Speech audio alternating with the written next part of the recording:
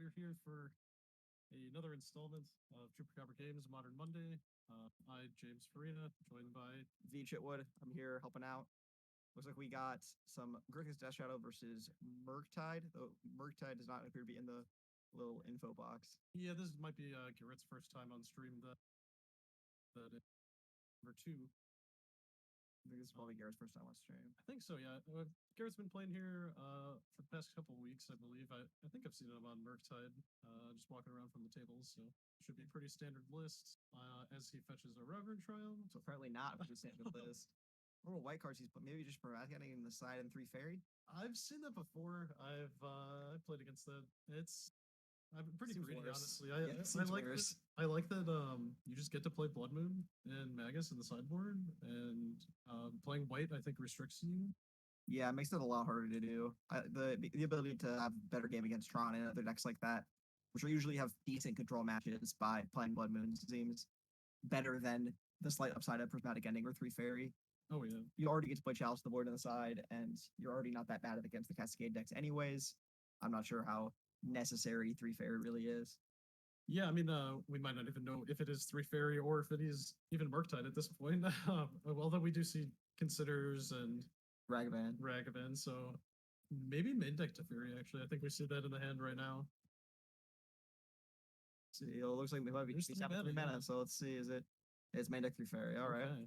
And Eric's gonna fetch, probably having a Drown in the lock here. Looking like it. Looks like Eric also got a nice answer to that turn on Ragavan as the board presence at the moment. And has a threat of his own in play already, so yeah. Next turn gonna be looking to get in with the beats and get some advantage. Glare's pretty bad right on those graveyard cards. It looks like land, Unholy Heat, another land, and the Shadow Bloodstains, yeah. So it'll be instant from this round of the lock. Correct read on that. And looks like Garrett fetched in response. 1 mana up, possibly Spell Pierce. That is a main board option we see nowadays. Yeah, generally 1 or 2 copies. Be pretty lucky if he had it here. He's not showing his hand too much on camera, so it's hard to see. Yeah, I really only got to look at the Teferi, but it should be something here. There's a counterspell in there. I know that. There's a Spell Pierce. That's pretty big. Resolve Teferi against Death Shadow. Going to be pretty hard to overcome for Eric. As well as this almost certainly a bounced DRC here. I can't imagine he would do anything else. I mean, it is only at 1 power, so you do leave Teferi susceptible to a Ragavan attack, right? But you do just immediately draw a card. Yeah. I feel like against Grixis Death Shadow, okay, yeah.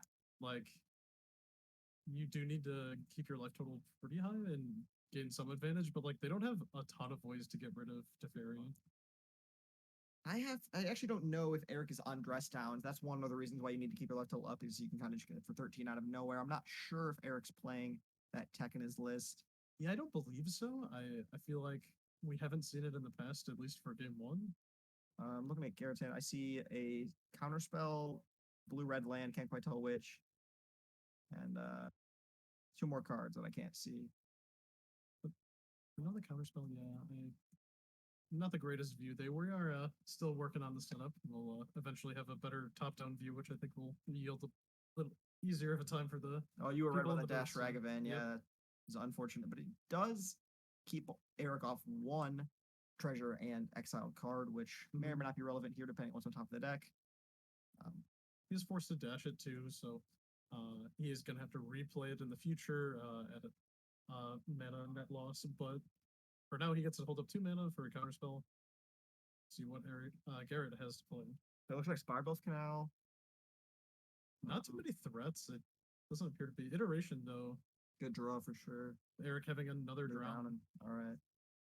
He's still not delirious. However much that is going to matter in this match, we'll see. But Eric does not. It's not yet met delirium. It's just instantly a creature right now. So we are going to see the just hard fast Ragavan. Oh no, DRC.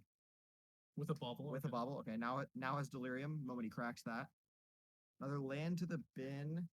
Off that bobble. Surveil trigger. What's the delirium trigger? This will be delirium now. Yeah. Artifacts upside. Garrett's still at a pretty healthy 18, I would say. But They probably cashing in that, gotta say, awful counterspell art on that first iteration. it little harder to tell that is actually a counterspell, but I happen to just remember. yeah, I mean it is pretty gross looking. Those Strixhaven cards don't look as good as like the Japanese alternate ones. Yeah, the Japanese ones were very sick, but the yellow on all of them makes unless it has like this one has kind of matching art, like the orange art doesn't look terrible, but a lot of them just look really weird. Right. The yellow, yeah. It's the reason why it's all white because it doesn't contrast weird with anything. All right, so Garrett's gonna deploy another DRC to the battlefield, and I do believe he is Yeah, delirious with the the Planeswalker. Yep. Wait, is there a land in there anywhere? No, there's one fetch. Yeah. If you fetch to the Roderick Yep. Child. I got another Express Federation on Eric's side. That's pretty good draw here. Does Garrett have? Yes, it looks like no. The trigger's good. The trigger, at least. The spell's also resolving, so that's a pretty good tempo play here for Eric. Hopefully, he can find some pressure off that. Thoughtseize probably pretty good here. I have a feeling Garrett is likely to have a Murktide in hand. Found a Death Shadow. It's only a 2/2 right now. It's castable. I mean, he did exile it, so maybe he has a fetch land to get his life total down a little bit. Because I'd want to play Death Shadow after you get it out of bolt range in this matchup. It just seems pretty easy to play around. Just taking a turn off to do so, and then making it difficult. Garrett is deciding if he wants to trade DRCs. I don't know if I would take that trade. Chooses to Orc-Mage Charm Steel instead. Eric's already been through a couple drowns. We've seen 2 Short Versions, 2 drowns. I'm not sure the odds are of him having a third copy of either of those cards here. I don't believe he's on Counterspell either, so. No, almost certainly is not. And now we see cashing in that Death Shadow. And another Death Shadow? And a Ragavan from New Up 4. If you're Garrett, do you want to take the Death Shadow here just to removal spell it? Or do you think Garrett's trying to kill Eric in like a couple attacks? I don't know. I don't love the fact that Garrett has no blocker for this Death Shadow that is now going to be a 7/7 after this 9/9 after this 6 required damage. And yeah, Garrett has to attack, yeah. Yeah. Unless, of course, he plays something like a Murktide to turn Delirium off, maybe? Oh. But then you're not getting in with as much damage. It's interesting. Unless he has... Okay, he does have removal right away. Just to take out Shadow. Interesting. All right, that puts Garrett in a pretty good position here because now he is pretty safe cashing that 6 damage, putting his opponent to 1 turn clock right now. Eric's going to have to find something here. 1 card in the hand for Garrett. He's not shown it to the camera. But what is Eric got going over here? What could Eric draw here? Series of removal spells. I mean, we get a Ragavan hit. We could snag a bolt off the top of Garrett's library. Bolt's pretty good here. I feel like it might be a Murktide. Yeah. Wow. Okay, that's pretty big. That's actually a pretty strong hit. It's a very good blocker. If he has a bolt for the other DR, if he has a bolt for his own DRC, that does give him potentially no damage taken for the next turn, which would be super huge. This Murktide does have to resolve, and I don't think Eric has triple blue or quad blue actually to pay for. Or no, he's playing drowns. He's not playing counter spells. I think there isn't triple blue either. It looks like Mountain Blood Crypt. It's gonna be a Croaks. Get the card out of the hand. It was just a Hallowed Fountain. Just a Hallowed Fountain. Also taking 3 there, putting himself to 13. And now we are very safe to cast this Murktide, presumably an 8/8.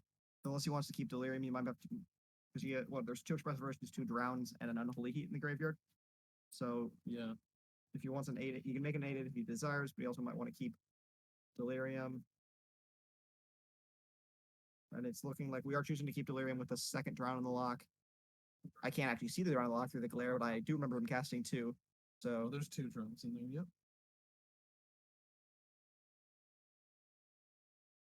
Should be 7/7 Murktide just outside of Unholy Heat range. Pretty good. And another Death Shadow. Okay, that's a big attacker. Putting Garrett's not totally dead either, though. I mean, drawing a bolt here is pretty much lights out. Yeah, it's a very close game here. He has the bolts. he's in a good spot. But if he is forced to,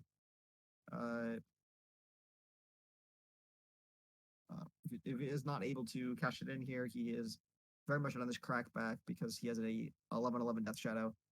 Unless the last card that was drawn is an Archmage Charm. It is not. He is scooping it up there. Wow. Wow. So really good hit off of the Ragavan. Yeah, really that Murktide. It's unfortunate because Garrett left it on top. That was a decision he made. So I wonder if he feels a little bad knowing that the Ragavan was in the hand there. Yeah, it's a little hard. You want to have about the Ragavan, and you probably just have to bottom the card. Because like the Ragavan was actually in play, wouldn't have been because he hardcast, he did not dash it. So that's just a misplay from Garrett's side, I think. If he knows the Ragavan is in play and he knows he doesn't have a blocker for it, I would not want to give my opponent that Murktide region that did win him the game.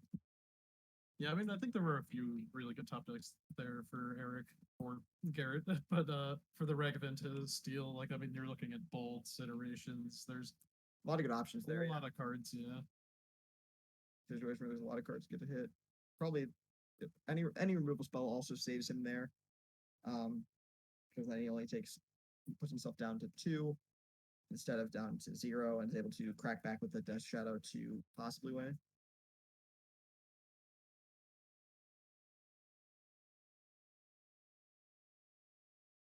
So if you're Garrett, what do you like bringing in here from Murktide, especially since we're Jeskai? Almost certainly, I would guess 3 Prismatic Ending in the board. I know I've actually seen any Jeskai Murktide blitz probably for 2 or 3 months now fall out of favor with the really rise of 4-color that you're just not gaining the same amount of value as you would in a field where the Murktide was the top deck.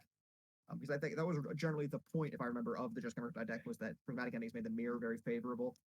Got rid of Ragavans, got rid of DRCs, but now in a world where it's a lot more Ledger Shredders, you're spending 2 mana, so 1 mana on that removal spell, and you're not getting as much Murktide mirrors just because it's now by far and away a 4-color world. I'm not sure if I like the Jeskai splash, but I'm assuming probably 2 to 3 Prismatic Endings on the board and Graveyard Hate just to handle the DRCs and the kind of pretty crucial unholy heats for both sides of the smash. I think both people are probably bringing in their unlicensed verses and whatever else they have available to try to keep the Delirium off to get their big creatures out, to keep them safe from unholy heats. That can be a danger for both Murktides, Ledger Shredders, and Death Shadows in this matchup. Yeah, Hearse is pretty interesting. I think it's a lot better for Eric than it is for Garrett, as Eric is a pretty good way to just get rid of the Hearse. I mean, he could be boarding into Fatal Pushes, and we already saw Drown in the Lock. And Garrett not really having a way to deal with a large vehicle there. Yeah, other than a 2-for-1 burn spell, or I mean, Prismatic Ending does make it a little better. If we're on the ending, yeah. Okay, well, assumably on ending. I can't imagine choosing to splash Jeskai and not playing the endings post board. I mean, the food deck I've been playing is Splashes White for a full 4 Prismatic Ending out of the board, just because Prismatic Ending is really good in a lot of matchups. Especially going to run 8 pieces like Hearse. So I'd imagine that is probably Garrett's hope, is that he can fight through an opposing Hearse or other. I can't imagine maybe Relic. I assume Eric is probably playing Hearse over Relic just because his own graveyard matters to him. I think so. And he has a Ragavan deck, so being able to crew it relatively easily in matchups like these, pretty crucial. I think it's a pretty good inclusion for most of those decks. Even things like Amulet Titan have been playing Hearse lately. I think that card's really shown up to be even more powerful than I thought it was. I saw that previous season. I was like, oh, this is probably the best vehicle we've seen in like 3 or 4 years. Yeah.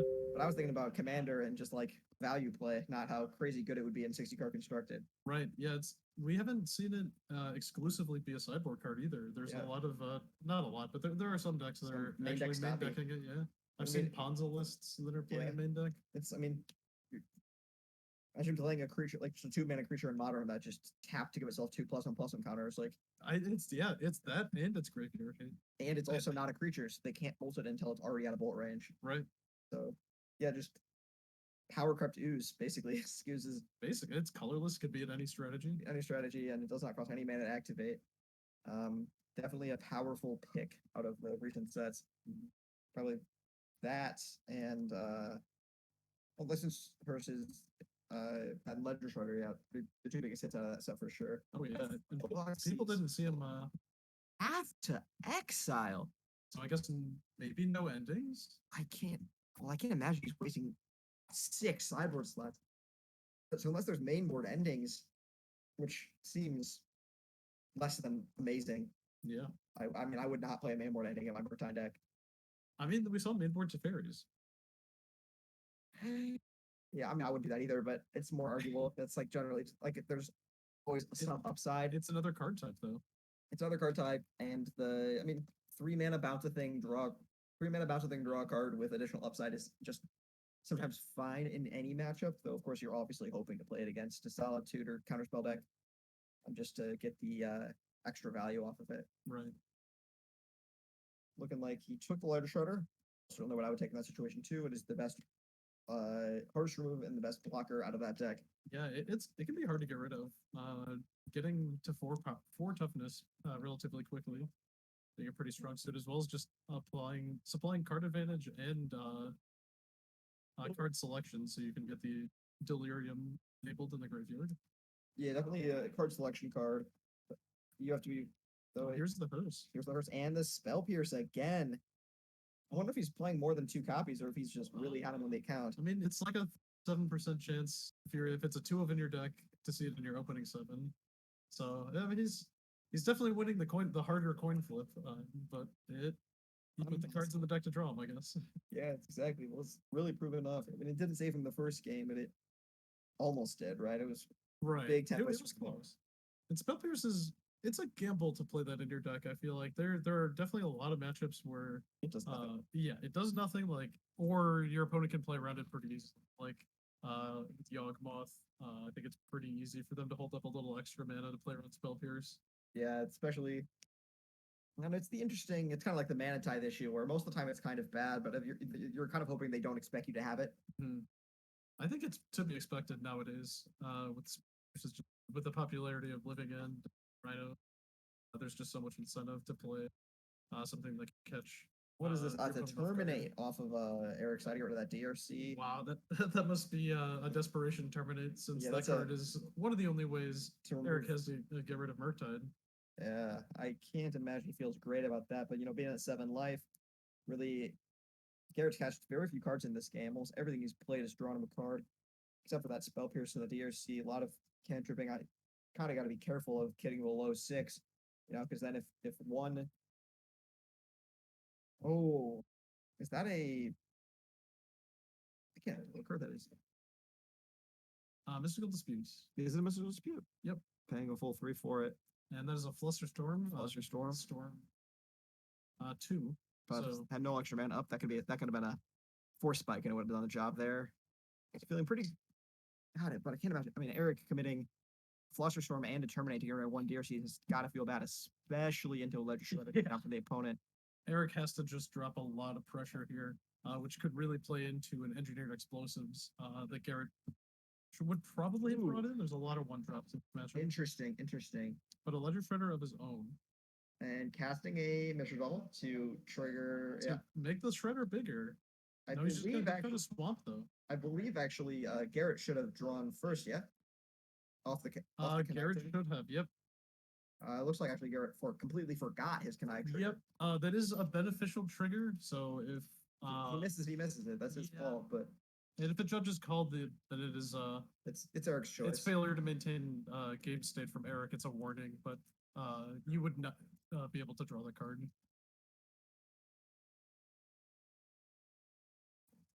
Is it actually Eric's responsibility to remind him? No, it's a beneficial trigger. Yeah. I've happened to me in the NRG round 1. I missed my trigger and was not happy about it. And then round 2, my opponent missed it, and I was like, "It just happened to me. You don't get to do it." Yeah. I was like, "You can call judge over if you want, but like literally 2 seconds ago, Yeah, if you forget, you do forget. Unfortunately, it can be harder to. A second Spell Pierce. I'm feeling like our Republican versus the board. Maybe, or just an abundance of them in the main board. I can't. I mean, the playing the 3 Fair makes I think there's already some strange deck building decisions here, but Yeah. I can't imagine playing more than 2 spell pierces main. And the Triumph, honestly. I don't like the Triumph in a Murktide deck. Yeah, 'cause I think you need a lot of there are a lot of turns where you just need to even shock in. yeah, but I mean even just turn when you're just taking the concession that you can like just some of your 1 land hands are just unkeepable. Right. Because like the only way 1 land hand is good in this deck is if you got a Ragavan to build climb back out of that, and you can't do that if they have if that 1 land is a Rogan pile, you're being a turn behind it, it's almost never gonna get through more than 1 blockers.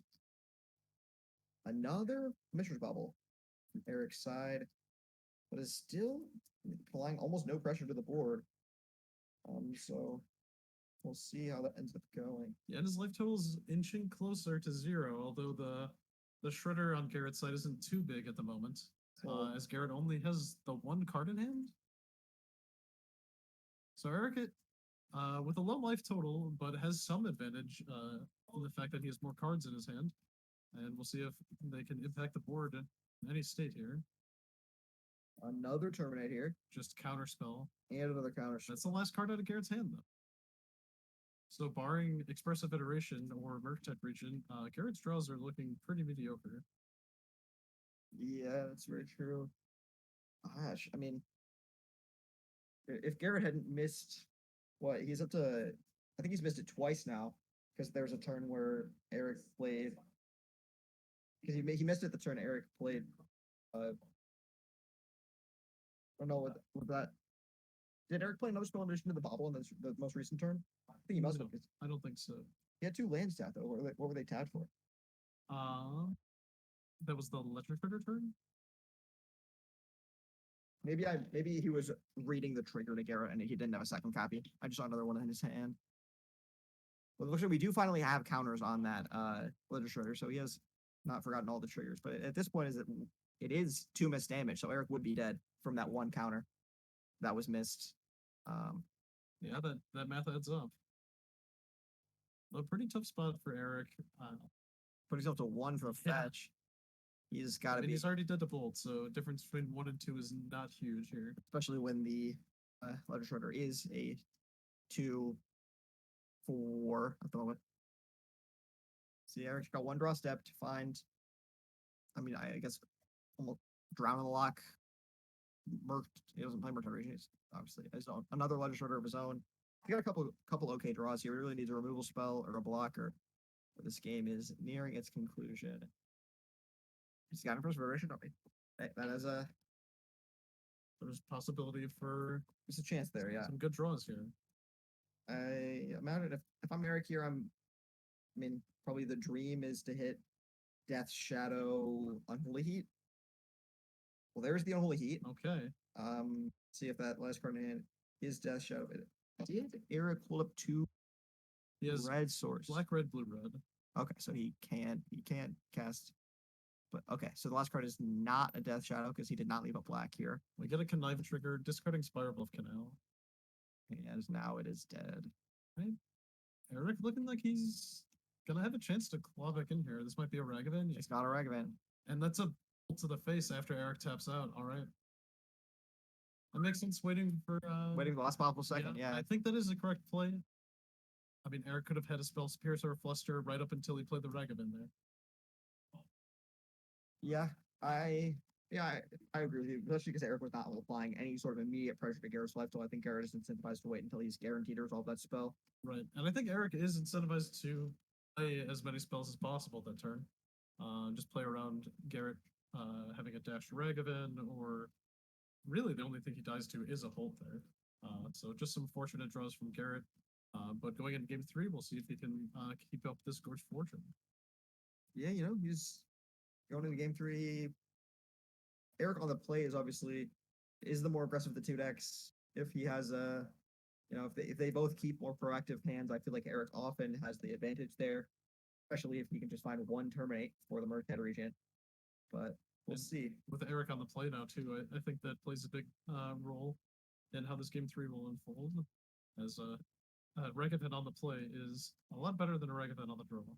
It is arguably the best turn one play in Modern. Especially for these decks.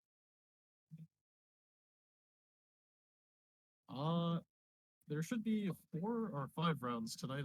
We have 15 players, I believe, and there should be Almost 2 players on some elemental deck. I believe Adam is playing elementals today, and Teddy is playing that 4-color Enchantress Omnath thing. Yep.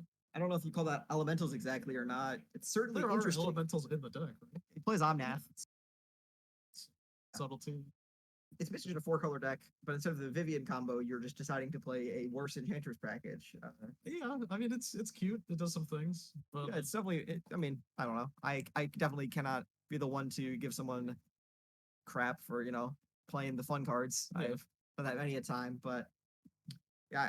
What are your opinion on the while they're shuffling? Do you think the Vivian combo deck is as good as Mangu thinks it is? I mean, it's definitely unexpected for most players. I feel like I think you can go most of the game and not really reveal what your plan is, and then you can just untap one turn when your opponent's tapped out and win the game, which I think is very powerful. But I don't like playing Utopia Sprawl in this decks. That's just like that's the biggest reason I'm not playing that deck. And it does run just less interaction. It is like the most proactive version of the 80 card decks, which I think is just something you have to acknowledge. When I don't even. I think they're playing. What is it? Is it two? It's not even a full 4 Solitude in their Yorion deck. When Ian put it together, he was on 4 Solitude, I believe. But yeah, but you're certainly sacrificing some level of you're not going to play as many copies of your cards. You're not gonna find your theories and your endurances and your other kind of key cards as often. you play some bricks too. Like I mean, if you draw both of the Karmic Guides, you cannot win the game with a combo. And if you draw Kiki, it's fine. You have Felidar Guardians, but it's still not amazing to draw a triple red card in an 80 card 4-color deck. We needed a domain deck here to keep them humble. There were Someone played it. Yeah, a while ago, and to a bit of success as well. With the domain deck, I think Mark played it. That's his like alternate deck other than blue white. And then there's one other player. Zach had it built for like a week and then decided it was terrible.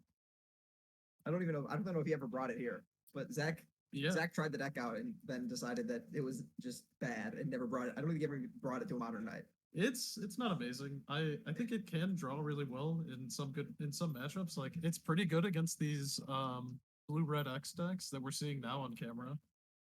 Yeah, I think it has the prowess prop. Oh, yeah, as you were saying, the turn 1 Ragavan on the play. I think the Domain Zuzek has the prowess problem of it is very good at killing people fast, but it is very bad at killing people slow.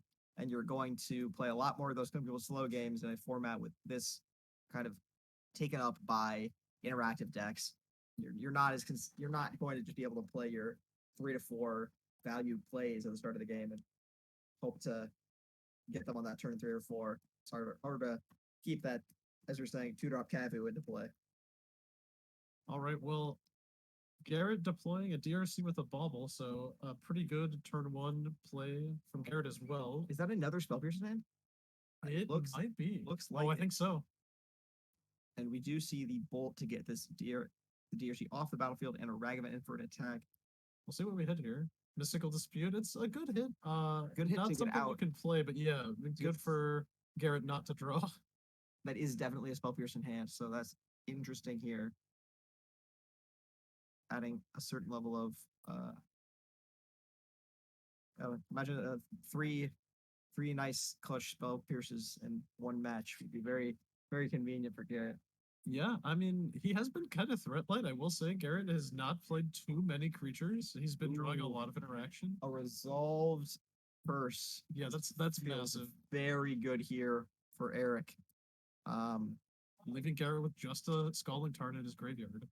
But we do see Spell Pierce iteration, it looks like. Here's a Hollowed Fountain. It's another example of why I just do not love the White Splash. It's just, you're sometimes not as able to cast your red cards. Like, for example, a good turn here would be another DRC and a removal spell, and you can't do that if you're not playing all red lands. Ooh, right. Ledger Shredder is an incredible hit off this Murktide. If Eric has another land in play, I like casting it here. So And he does play another land. yeah, now we can still hold up a counterspell or 2 pieces of interaction. Okay, we do see Counterspell to take out his own Ledge Shredder. Redder. Yeah, that feels a little bad. Feels very bad. But we gotta do what we gotta here. So the hand for Garrett seems to be another counterspell, an Archmage Charm, a Spell Pierce. So very counterspell heavy. But I don't see any threats. I can't see if the last card is Expressive Iteration or not. In Garrett's hand? Yeah. It is, yeah. Is it the last card? Yep. So very counterspell heavy. We'll see what Eric has going on, but he's gonna be I mean, with the hearse resolved, I don't think it matters as much that Garrett has a lot of a second Ledger Shredder from Eric's own side. And yeah, I mean, unless Garrett can put 3 or 4 cards in his graveyard in one turn, not gonna look good for keeping Delirium online, which is gonna make many of these cards very hard to remove. And we do see an Expressive Iteration here from Garrett. Yeah, So, does Garrett even have a 3rd land in hand? Or do we need to he take did not, so he is going to be taking this Fire Bluff. No, he opts to take the opt clone. Then does he have a land in hand? He must. Oh, it looks like he has the. It would have been his land for turn. Okay. That was his land for turn. So if we cast Consider here, we do trigger Eric's Ledger Shredder, which I'm not super happy about. If I'm Garrett. Yeah. Looks like he's going for it, though. He's down to 11, probably getting an island. This is where I'd rather have a Steam Vents instead of a Hollow Fountain, but Prismatic Ending not being terrible here. It would get rid of the hearse or the Shredder. Yeah, the hearse is, I think, to be really key here because assuming a counter gets put onto this Ledger Shredder from this ability, we're looking at what 8 damage coming in. If Eric has or 8 damage if he can crew with another creature, otherwise he's gonna have to make it only 6. But he could crew in with the current Ragavan and then dash in a new one. Ooh. That is a way to get that amount of damage. It also just play the Ragavan. Oh yeah, you're right. You would have to dash it. But if Eric has a bolt in hand here, I feel like he's almost certain to win this. Looking like either Expressive Iteration. Yeah, Expressive Iteration. That feels really good here for Eric. And I wonder, did Eric miss the trigger off of the Ledger Shredder, or did he just discard a land? I didn't see what he did. I didn't catch that. Ooh, does find a Death Shadow here, which can crew this hearse, which feels pretty good. Assuming his life total can get 1 lower, which I figure if he has any land to play. Preferably a fetch land. We could find one here. Off of the Ledger Shredder draw. Starting a Ragavan. Feels good there. If he can play attack for 4. Decides not to attack with the hearse here. Interesting. I guess it taps him out completely. I'm not super worried if I get hit by a Ragavan here, though. Especially because the Death Shadow can't block it. And it would make it a slightly easier lethal clock for the next turn. If we were to attack with the person now, but I guess we did put a lot of cards in the graveyard this turn, so there's a certain. Yeah, maybe we just want to activate Hearse, ensure that we're not going to see a Murktide come down. Yeah, that's a understandable attack there. And then a 6/6 Hearse is in fact better than a 4/4 Hearse. So yeah. As we were saying earlier, is a very powerful clock on a already effective card. Exiling 2 cards of your choice every turn is fine. And it also gets to just become a 6/6, 8/8, 10/10 creature is very powerful. Yeah, those are good numbers for the Hearse. See, what is in hand here? Still have that Spell Pierce. This is a perfect example of a game where it was not useful because it just never had the opportunity to cash it in very effectively. It's a lot worse, I think. Oh, is he really going to pick? Oh, no, he has an Archmage Charm. He's could steal a Death Shadow. Stealing the Death Shadow. It would be a 6/6 on his side of the board. It makes things interesting. Eric's just going to push his own Death Shadow. That should be good enough. Which I believe is lethal. It is 8 because the Ragavan or Ledger Shredder could crew their Hearse and then come across for 8 either way. So we are going to see the Spell Pierce here, which is going to trigger the Ledger Shredder, and still guarantee, still make lethal fairly likely. in 2 attacks in the air because it will be 3 power from that.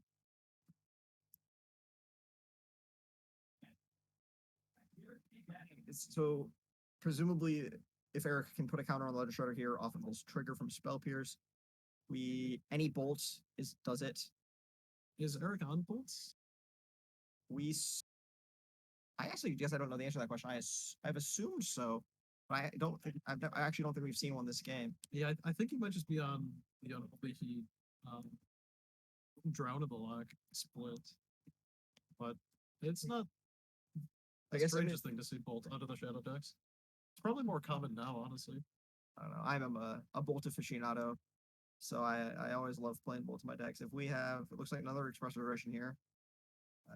I think you'd rather be playing Terminate as a 2-mana spell just to get that lethal in, but we're not totally incapable of finding something good off of this express version. Only 1 land left, but I mean, land removal spell or Unholy Heat.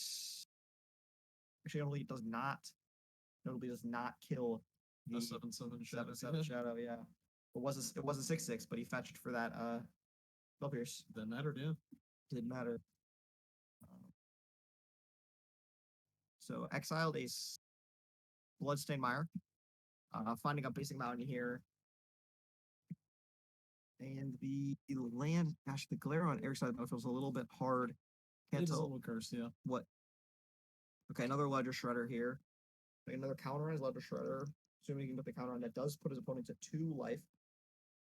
I mean, Eric also has to make sure he doesn't die to Garrett's Death Shadow. If he puts Garrett down too low, Death Shadow just could come back and crack in for a lot of damage. I think holding up Ragavan and Ledger Shredder makes that fairly hard for the opponent to do. It does look pretty hard. We need a lot of answers there, and I don't think Garrett has them.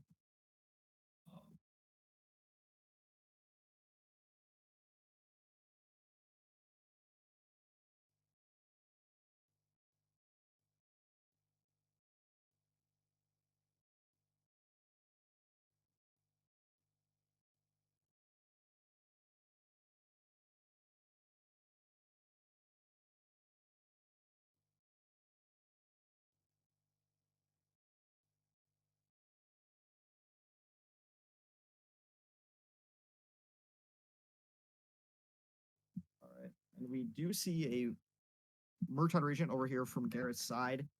Doesn't necessarily solve his problem. And we are seeing the attack. So we have to presume that one of the cards in hand, I see a Ledger Shredder, it looks like. One of the cards in Garrett's hand. Interesting not to play that first, then, to get the Connive trigger. I have to imagine he's holding up a counter spell. I don't know what. I mean, Garrett's at 2. I guess if Eric's Ledger Shredder doesn't get a counter on it, we're just gonna play. This is gonna trigger both of the Ledger Shredders, making either of them lethal. Pretty scary. So all Eric has to do is play any creature that can crew. He wins the game.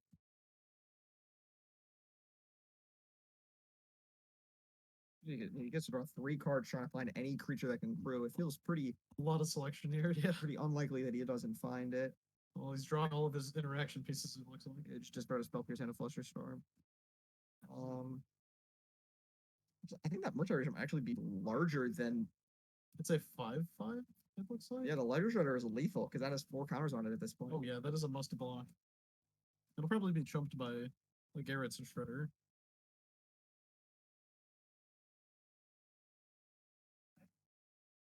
I think that is a 5 power Ledger Shredder. It's hard to see if that's 3 or 4 dots on the die, but it looks like 4 to me. Is that the 4th or the 3rd express version of the game? I believe this is the 3rd for Eric. Oh no, he is on bolt. The first turn, I think he played a bolt to get rid of a. He played a bolt to get rid of a turn 1, Ragavan game 1. So yeah, I don't know if he's playing a full 4, but he does play at least some number. Oh, we see bolt right there as well. Is that another bolt as well? That's the bolt. Yep. Get rid of a turn 1 DRC this game, I think. And another Ledger Shredder. 3 copies of both of those cards this game.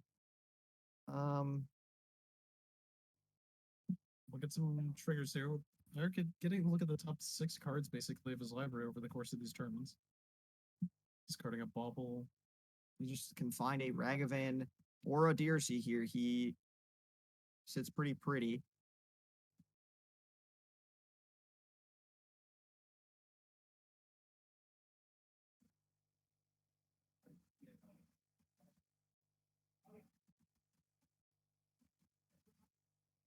Well, it looks like Eric let Garrett catch up on his Ledger Shredder trigger that he missed. Yeah. He is discarding a land to the second Ledger Shredder, which makes me think he probably drew a creature here.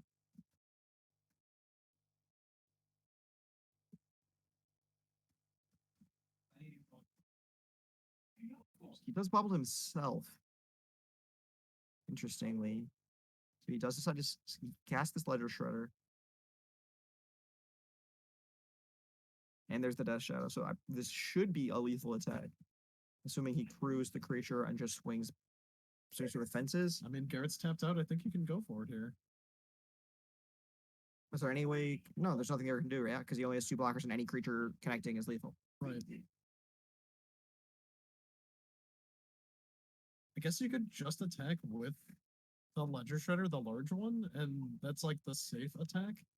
But I You can't get rid of. what's the downside here though? If he does just crew and swings for the fences, what can Garrett do? He cannot block all 3 creatures, and any one of them is lethal. Does Eric not see the crew line? I'm confused by that. Hey, Court 4-5, how's it going, man? Hey, yo. I'm gonna ask Eric about that after the match. See what he thought about that.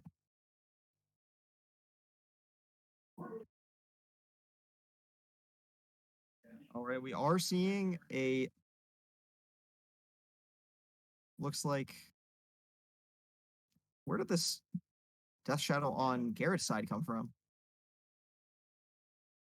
That's a great question. Archmage's turn?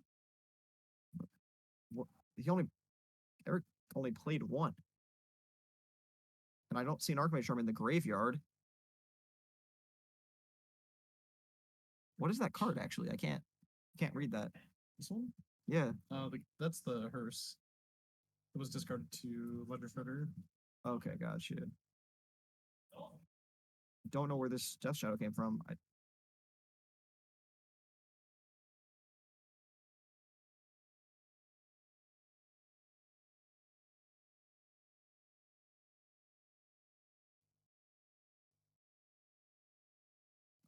Yeah, this was played the whole time. I just forgot about it because it wasn't relevant in that combat. Yeah, I don't think we thought Garrett would get another turn here, but Eric taking his time, making sure his opponent is 100% dead. And I think now Garrett has more options than he did previously. So I think I would rather have attempted to end the game the turn prior. My one thought is that if Eric did not think about the fact that he could crew with a creature that does not have haste, it's possible. Yeah. But had it either way. All right, looks like that's going to be a lethal attack with the 3 birds. So let me see if I can get Eric to come back here and ask about that attack there. What he was thinking about? Yeah, we'll get his thoughts. All right, so Eric's going to take down Garrett here for round number 1. Death Shadow proving to be the better blue-red X deck, at least for this round. But we're going to see if we can get a few words from our victor from the first round, Eric here. We'll be back briefly with him.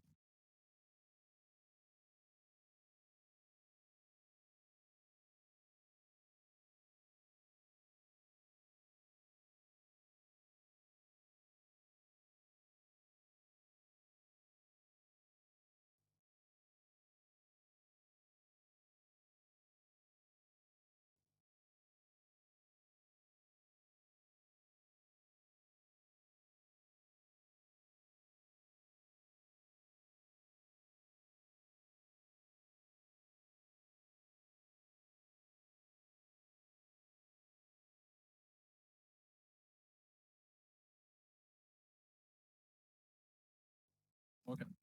It looks like Garrett had the same question for Eric they were talking about when I got over there. Eric was very in his head thinking about the Ledger Shredders and the flying attackers and making sure he wasn't dead to Death Shadow. So he just didn't even think about the fact that he could crew with a freshly played creature. So yeah, that's what I imagine. Being on coverage does not make that any easier, but that's one of those just in the middle of a match mistakes that happens every once in a while. Yeah, I mean, crew is working its way back into modern. I mean, there's not too many other vehicles that we see. Yeah, It's not a common thing. I imagine I have played with more vehicles in the last year than almost any Magic player alive. With my obsession with my Esper vehicle CDH deck, so I think a lot about vehicles that I can play and then crew with Timna on turn 3. So Sure. definitely more something in my mental space than many other players. Well, I'm glad someone's giving all these vehicles a home. Yes, Doing God's work. I stand by this. Sky Sovereign Console flagship is very underrated. That's a big boat. It's a big boat. We'll be back here the next round in a couple minutes once everyone's got their pairings and is all situated.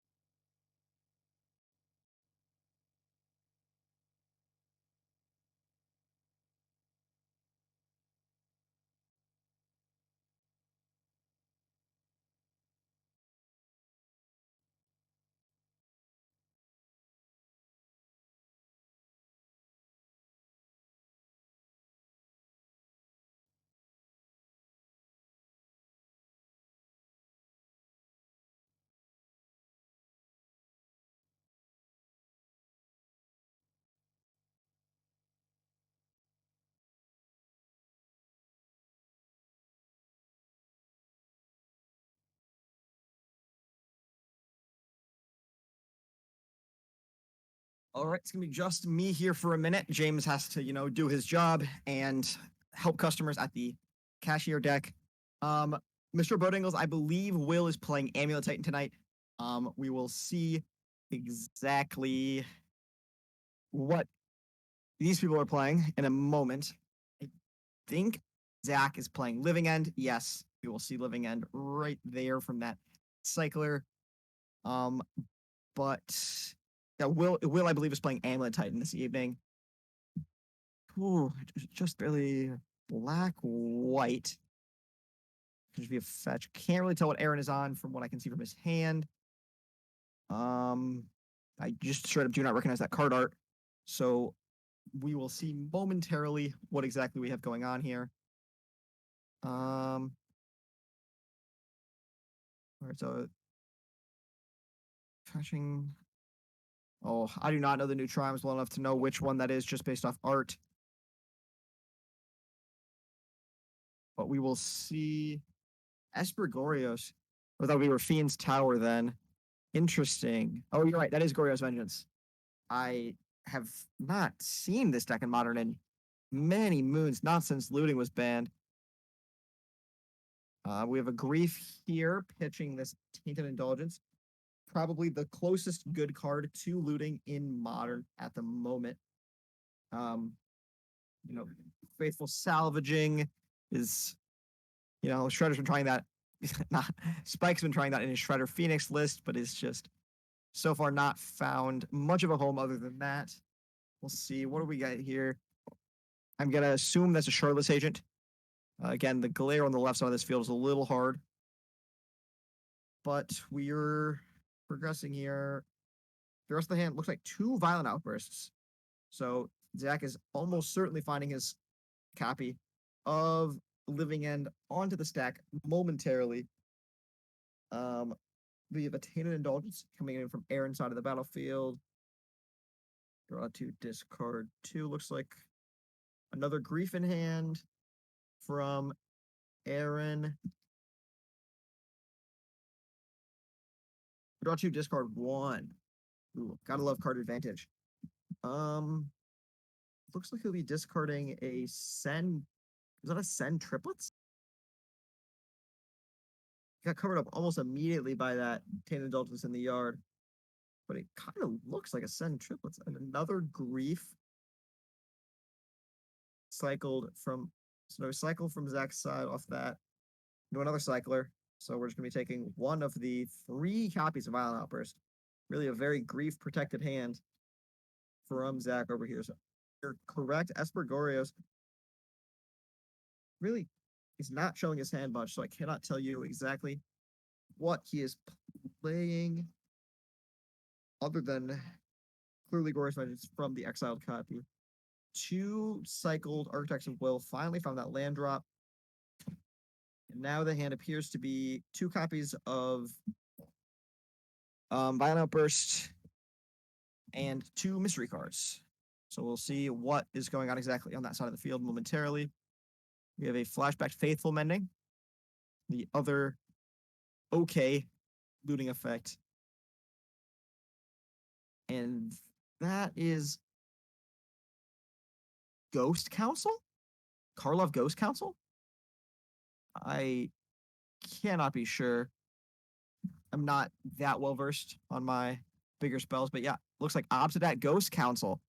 I'm impressed that I got that from the art. Have not seen that card in a while. Lose 2 life. Exile Obsidat. If you do return to buff function, control haste.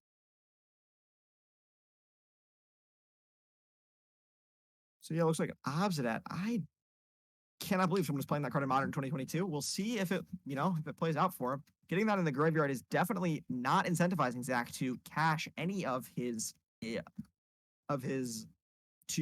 Violent Outbursts in hand because doesn't want to put that back into play. James has rejoined us here in the booth, and Hello. At the moment it seems like Aaron has an Obsidat Ghost Council, 2 Griefs, and maybe something else in the graveyard, which he will all be getting back off this Living End. So we're gonna see whose board really ends up being better. Zach does get the value off of 2 Architects of Wills, but Eric gets the value off of 2 Griefy TBs, which is almost certainly stronger. Yeah, in this board state. It's an interesting graveyard situation right now. You know, Obstinate Ghost Council, never thought we'd see that again. I said that right before you came in. I said, I cannot believe someone is playing Obstinate Ghost Council in Modern 2022. Yeah. Standard All-Star. Was I correct that the one card I couldn't see was a... No, it was not. Okay. Yeah, 2 Griefs and a Solitude against 2 Striper River Winders. Wow, Zach has a lot of creatures coming back here.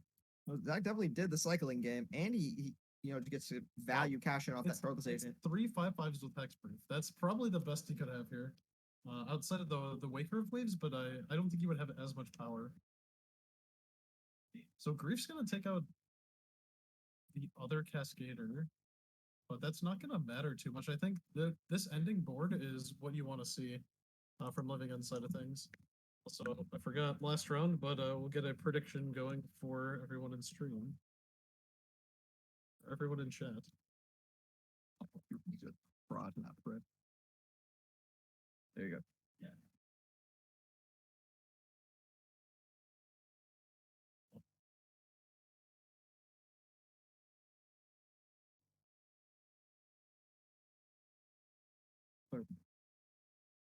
Living End versus Esper Gorios. Yeah, there's only gonna be an interesting board state here.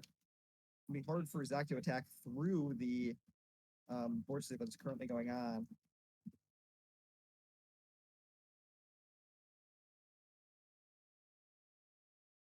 We got this prediction up for you all. Nice. Middle of game 1, but I mean, we'll there's still some game to be played out here. We'll see how rates can beat out Zach's interaction that he has. That feels very good if I'm Aaron. Getting an extra ETB off that Obsidat, which I believe it's Drain 2. It is Drain 2, yeah. So maybe Zach could be susceptible to an all-out attack from Aaron. As there are 2 menace creatures, and Obsidat doesn't have any sort of evasion, though. So it is just a 5/5 that is going to be decent at blocking.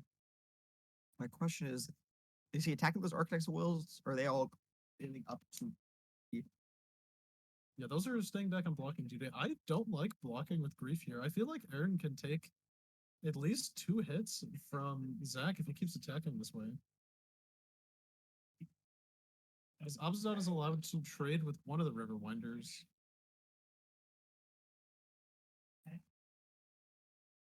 Makes me think that Aaron probably has some sort of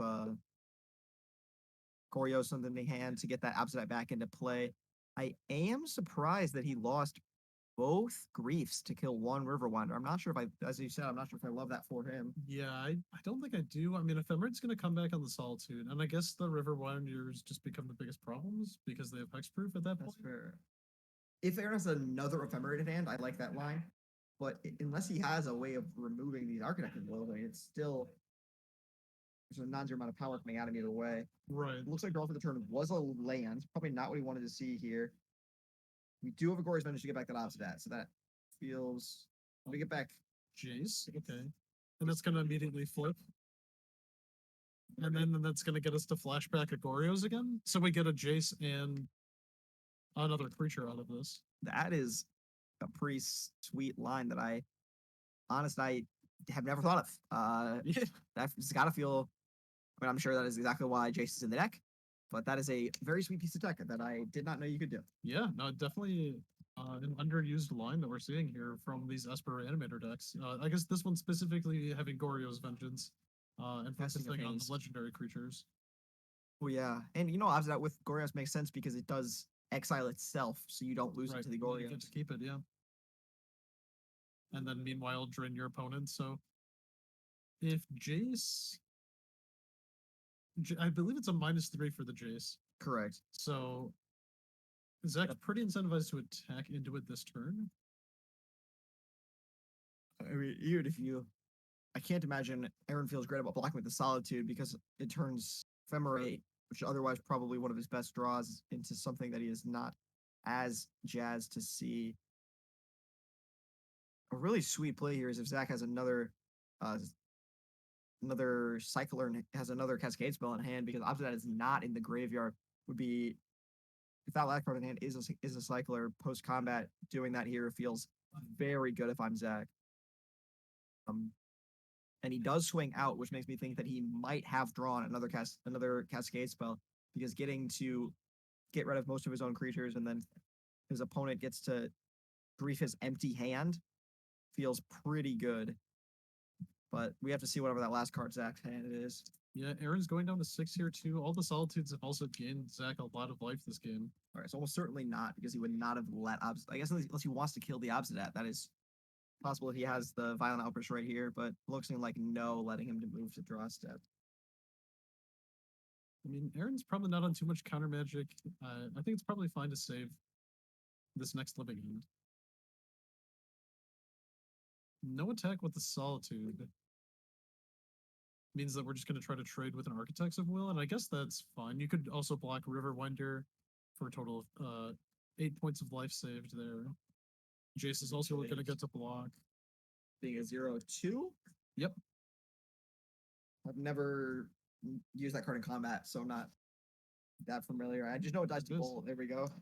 0/2. It does die to bolt. It does to shock too, so pretty bad against the Teamer Rhinos decks. Dies to basically everything. Just about, yeah. Not a Rented 6. It does survive. Yeah, well, a little bit art, but it does die to Non-Delirious, dies to Bone Ringer Giant. Yep. Lots of ways of that card getting off the field.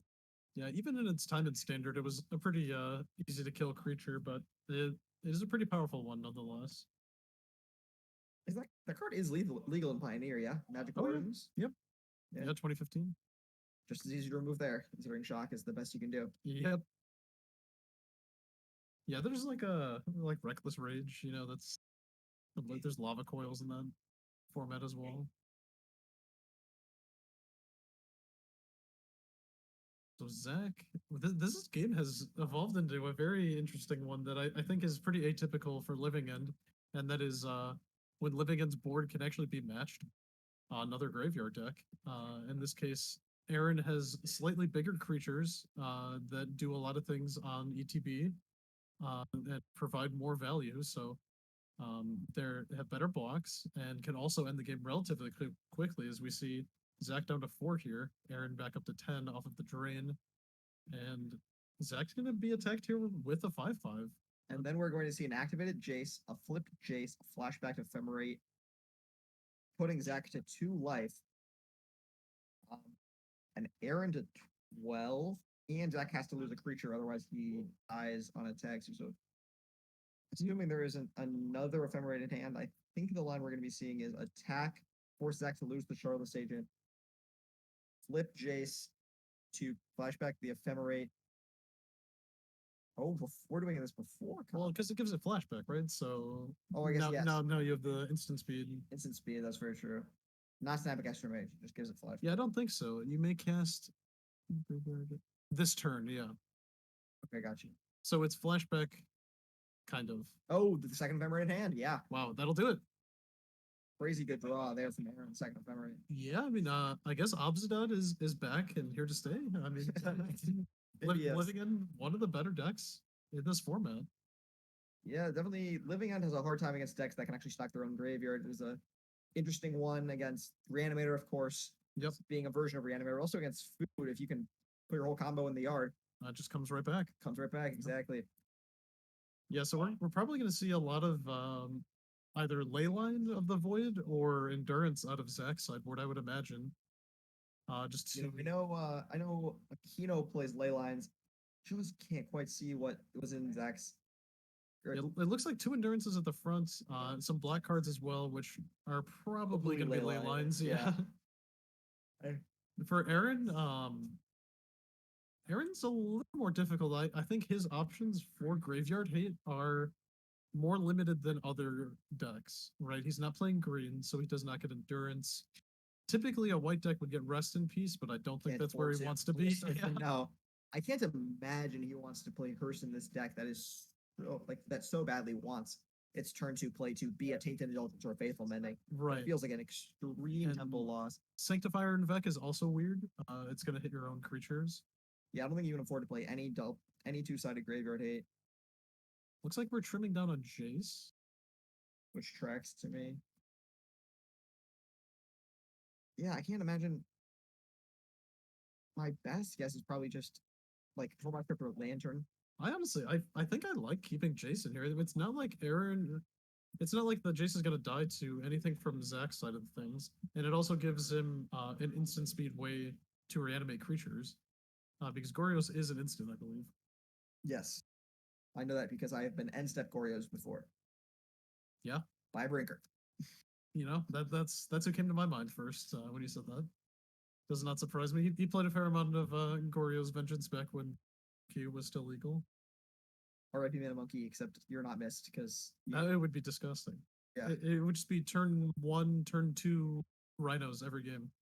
Would not be fun. I would not enjoy playing that modern.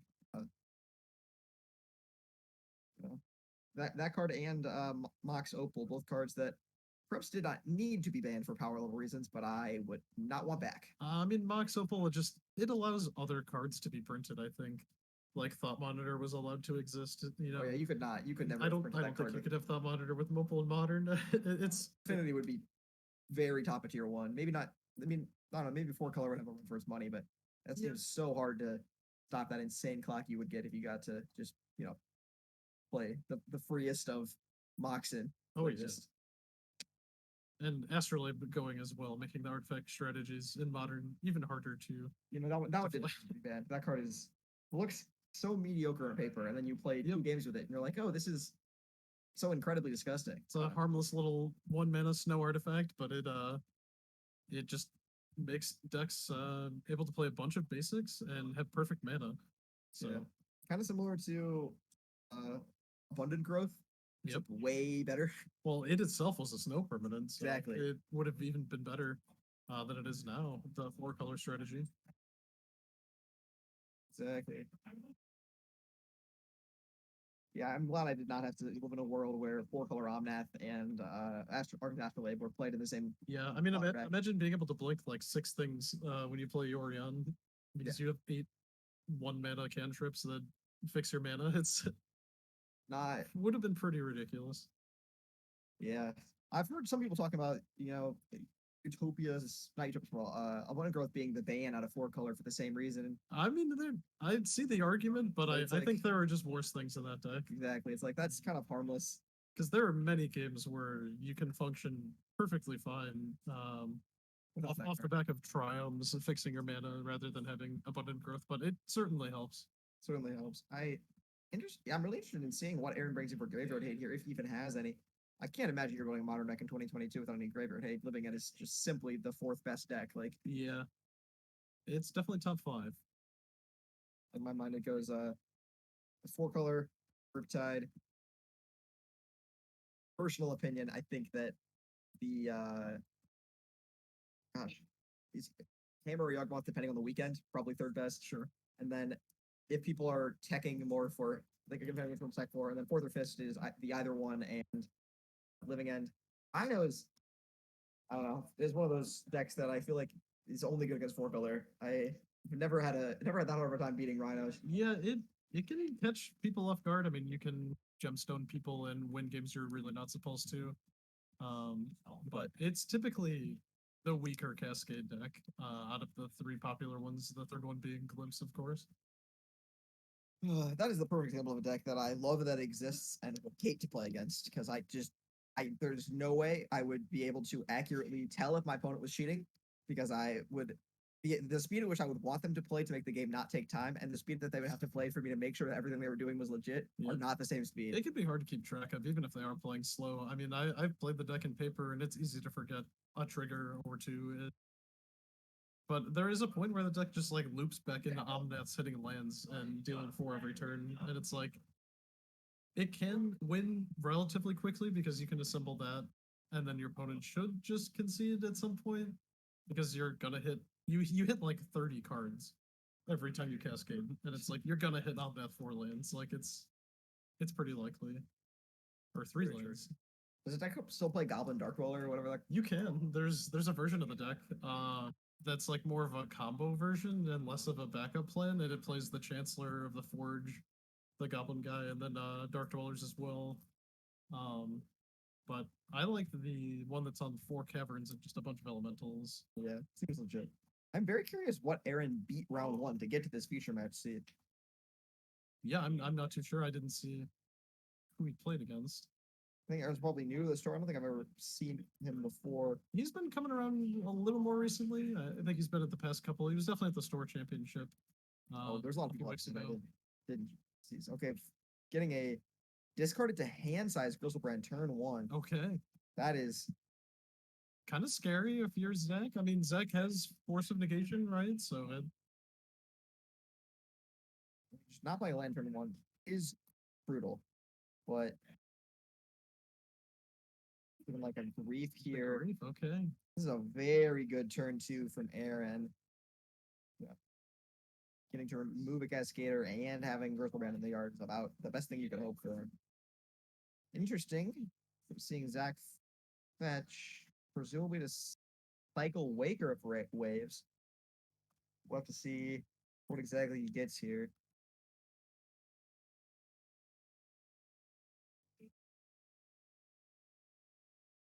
Yeah, so I wonder if Gorios comes back, we get Grizzlebrand. Aaron goes up to 25. Is him drawing 14 cards good enough to end the game? Because he's not going to. Well, I guess he would need to find a mana source and an ephemerate, right? But there is no Lotus Petal in this format. If we were going to ephemerate Grizzlebrand, so. I don't think there's. Is there a single way of making 1 mana from 0 mana in modern at this point? I don't think so. No, not anymore. I'm not any reasonable ways. There. I'm sure there's a way. Yeah. There's always a way. Yeah. Something that you could reasonably do off of the back of a Grizzlebrand activation. Yeah, and nonetheless a single card. I don't think that exists.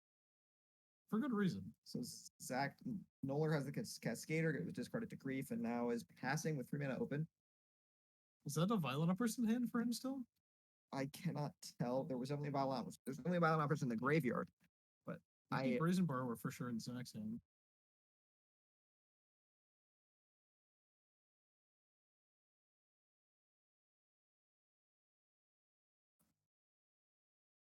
Interesting. Talking a land for Aaron over here.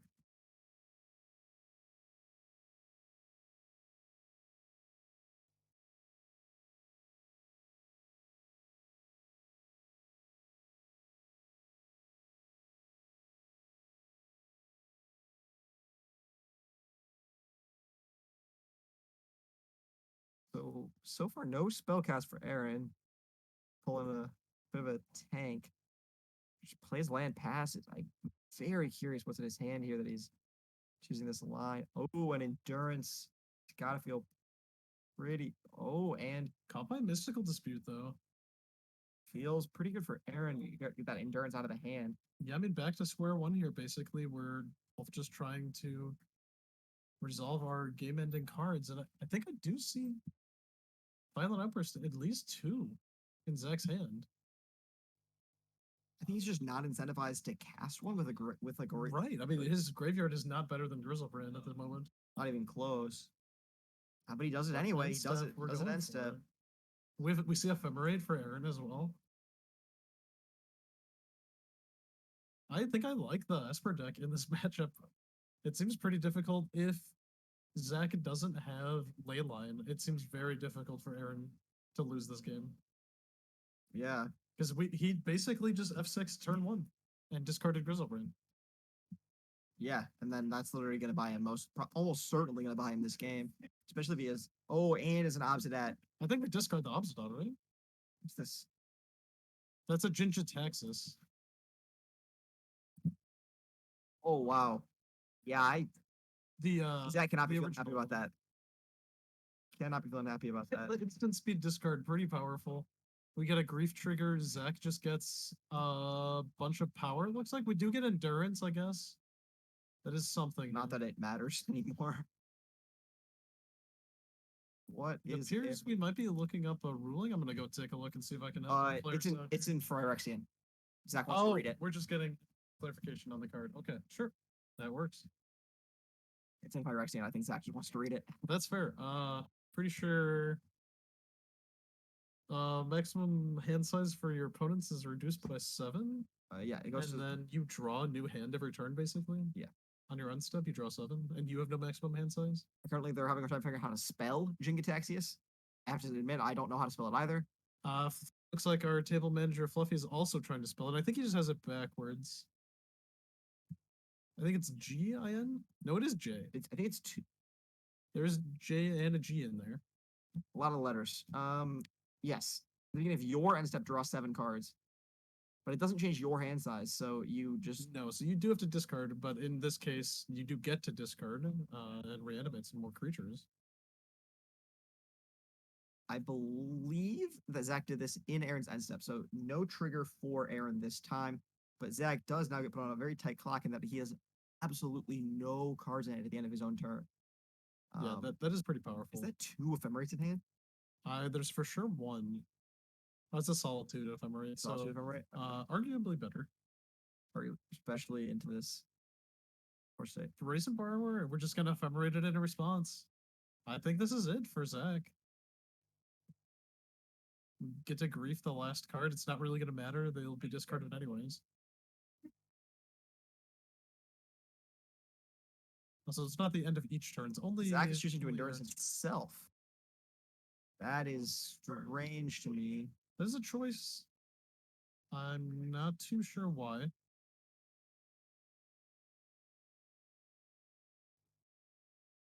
there any reason why he would want those cards back in his own library? And the living end that is in Zach's hand should be in his graveyard, right? Because his hand size would have been reduced to 0. The Violent Empress was cast to Aaron's end step. Well, it's Aaron's end step. I see. A lot happened there. That's It was a really long end step, that is for certain. Looks like Zach is going to get another grief out of the way here. This is gonna be Solitude on the grief potentially. Maybe one of the flyers. The grief was pitch cast, so I imagine it's not going to be there. Is going to be on one of the Curator Mysteries, yes. The last 2 cards in hand are both Glorious Vengeance. Okay. Basically worthless in this matchup, because you're just waiting for your opponent to do it for you. Yeah, I mean, there's the world where your opponent doesn't have it or something of that sort. Yeah, I can't imagine this. It is indeed a Jingataxius in play in Modern in 2022. And it's not going to die to Bolt or probably anything anytime soon. Yeah, I can imagine what in the world someone could play to remove a Jingataxius. Which is Cottage too, making an appearance, going to put... Oh, no, that's just going to be it. Yeah, Zach realizes he just can't beat the pure value from Esper Gorios. Is going to be putting out a lot of large creatures, like I was saying before. I have to imagine this is probably the dream matchup for Aaron. Like, just I think so. Yeah, your opponent reanimates your stuff for you. Like, right. They're doing half the battle. Feels very difficult for Zach to really do anything without a Leyline of the Void. And I can't imagine he plays more than 2 on the side. He only brought in 4 cards, and at least 2 of them were... Oh, no, those were Leyline of Sanctity, so no Leyline in the Void. I guess Leylines for grief and potentially Thoughtseize as well. Maybe not Leyline of the Void, though. That might not just be in his sideboard, so... Very true. Yeah, it feels largely similar to the another Esper deck. The food deck is you're just able to stock your own yard. I feel like that is one of the best lines you can really take against the living end deck. And you hear recognize from Zach's hand motions he is saying, I don't even know what I'm supposed to do there. Yeah, definitely an awkward matchup. Not one you're going to see super often. Fully just cut the 3 fairy. Fully brought in the 3 fairies. Yeah, definitely a sideboard in there. Yeah, and as you were saying, I don't know exactly why we chose to trim Jace there. Maybe just cutting a copy if you play a full 3 or 4. I mean, like you were saying, if Zach's just going to be doing the work anyways, reanimating the creatures, there might not be as big of a reason to discard them, but I mean, filling your yard seems pretty important. Yeah, the looters, what I'm almost saying is it's just like you're... Oh, Dothy is what Aaron gets to bring in. So Dothy is a pretty powerful creature. That's hard for living end to deal with, honestly. It fights on an axis that is pretty atypical, other than the living end itself, to get rid of creatures. Got 3 Mystical Disputes, 2 Dothies, 3 fairies. So that's a big sideboard plan here for what seems to be a very good matchup. I find that interesting that he would devote so many cards. I think it just happens to overlap, honestly. I mean, Dothy can be brought in a few minutes. Dothies. Three Dothies. I mean, I guess Mirror Breaker.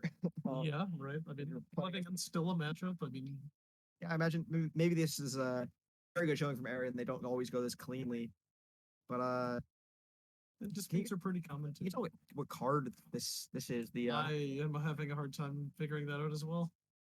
it It might be a promo of it almost looks like a Xenagos, but like, do you think this deck plays Xenagos? I can't imagine it plays I don't Xenagos. think so. It's definitely a multicolored card of sorts. It looks like it was a take out as well. Is that the goofy reanimate spell that Spike was playing? The blue white one? Oh, Do you remember the name of that card? absolutely not. No. Aether Mage's Touch. Thank you from the peanut gallery for that call out. Aether Mage's Touch very well could be.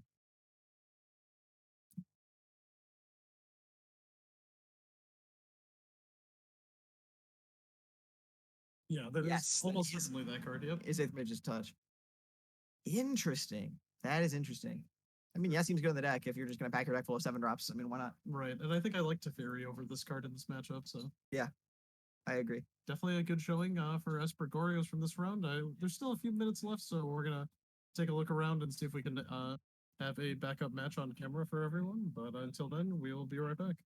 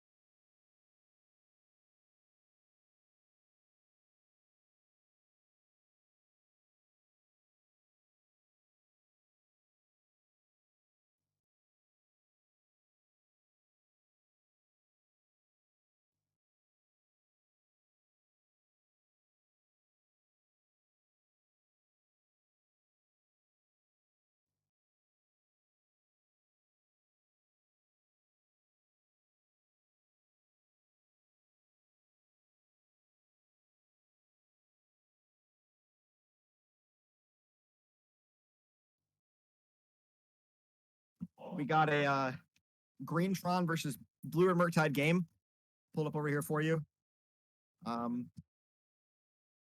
Looks like turn 1 and turn 2 Ancient Stirrings here for Tim.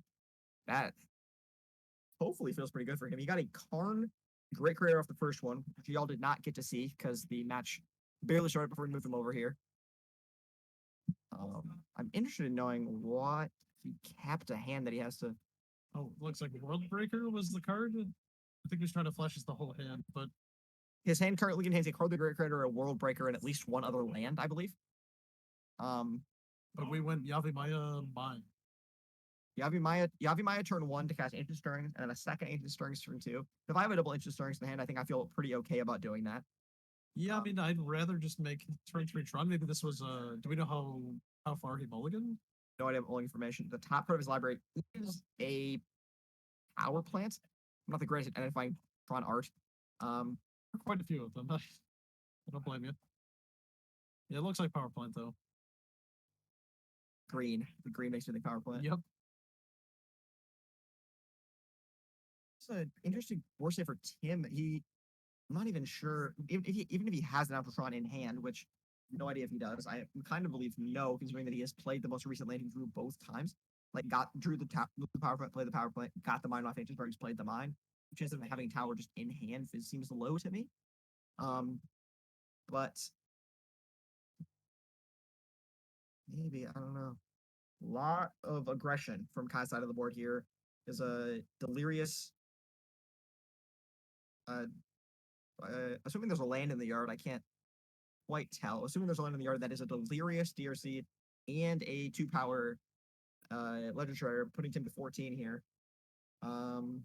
We will have to wait to see if it is in fact delirious when it moves to combat. I believe we have since sorcery, and I can't tell if that's a murktide or not to bring it to creature, but either way, this is quite a few points of damage that Kai's going to be able to get across here.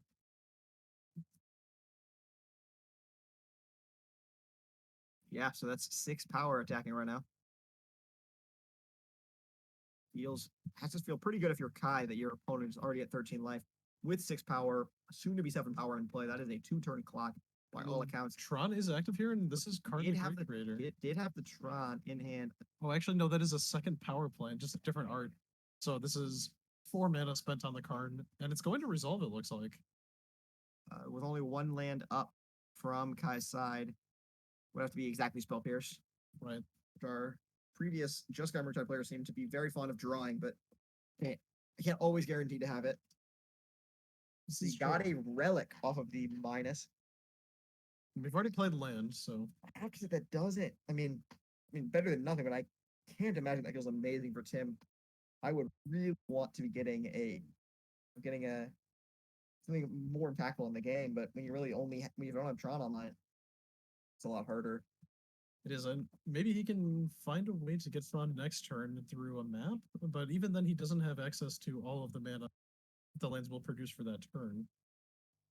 So just shy of spiking the tower off the top of his library, he's going to be left with probably 4 to 5 mana next turn. We'll see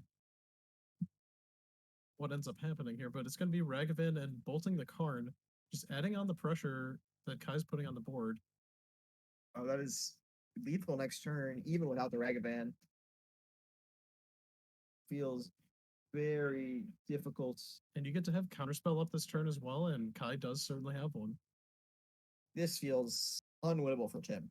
I feel like I think it's a pretty hard spot to come back out of. I think if he top decks exactly tower here, he can Ulamog get rid of 2 threats, but that's asking a lot. And the Ulamog doesn't even resolve. It's just literally just... Yeah, there's still going to be one of the threats left in play. Yeah, I can't imagine what Tim's line is here. My real question is, why did he get this opening hand? It seems like he literally didn't have anything close to Tron. Well, judging by the Eldrazi Temple being played, is this an Eldrazi Tron variant just with Yavimaya? But we did see Ancient Stirrings, right? So maybe this is a bit of a hybrid between the two lists. I don't even know if I'm willing to cash that. I don't know if I'm willing to cash that counterspell there if I'm Kai. I don't even need the DRC to win this game. Yeah, I mean, it gives them a redraw, I suppose, but then you just counter whatever it is they play. Maybe Kai is a backup counterspell. It almost certainly finds one here. Doesn't even need to, right? I mean, this is literally just lethal attack. Like, even without DRC, that's 6 damage. DRC is not necessary because it's 6 damage either way. Yeah, Warping Whale doesn't even save him here.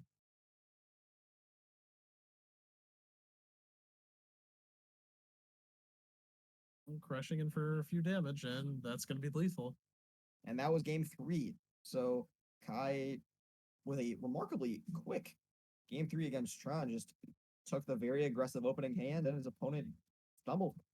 Yeah, we do see a mana reshaper there in the bottom of Tim's deck. That's so. I think this is a green Eldrazi Tron variant. It's like GE Tron getting those appliances up in here.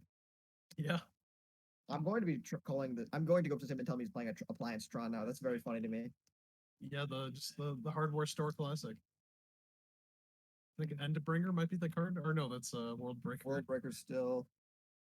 Is World Breaker really good enough to justify playing a color in your green Tron deck? I just can't imagine it is. Maybe not. I mean, you get Wilt, it looks like. Just a good card for sure. I don't think it's that important, though. I think I'd rather go all in on the colorless strategy or all in on the green strategy, but maybe Tim knows something we don't. Maybe I mean, you know, people love experimenting, people love innovating. I personally doubt this is going to prove to be any better than the 2 separate strategies, but you know, I can't fault a guy for trying to try something out. For sure. All right, well, that's going to do it for our matches for round number 2. We're going to take a small break here and see y'all back for round number 3.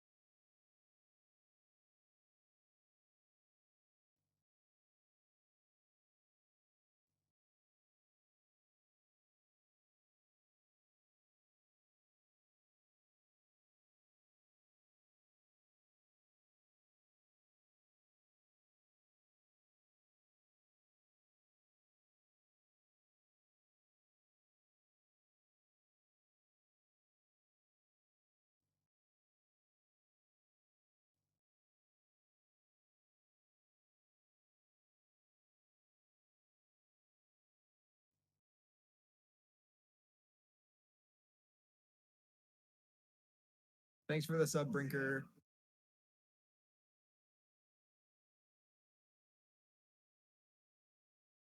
So we're gonna have Eric up on stream again. So we're gonna see more Grixis Death Shadow action here.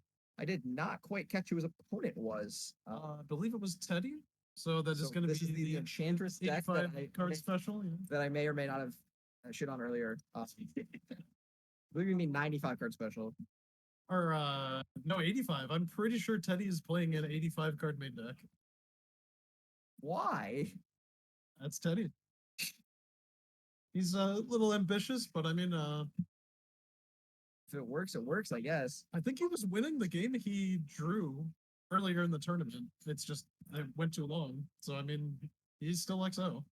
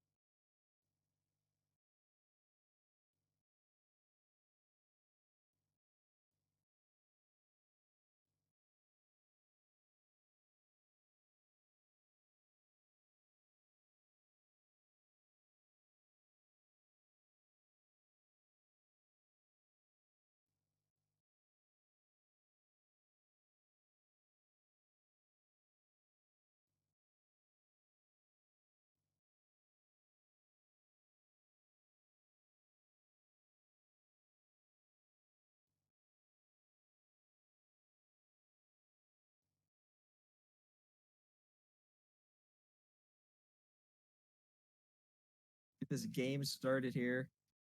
Gonna get a prediction ready for everyone. I believe Teddy's gonna be on the Enchantress. Actually, it's not banned. I'm pretty sure it might be five, colors. Yes. It's 5 colors. 5 color Enchantress.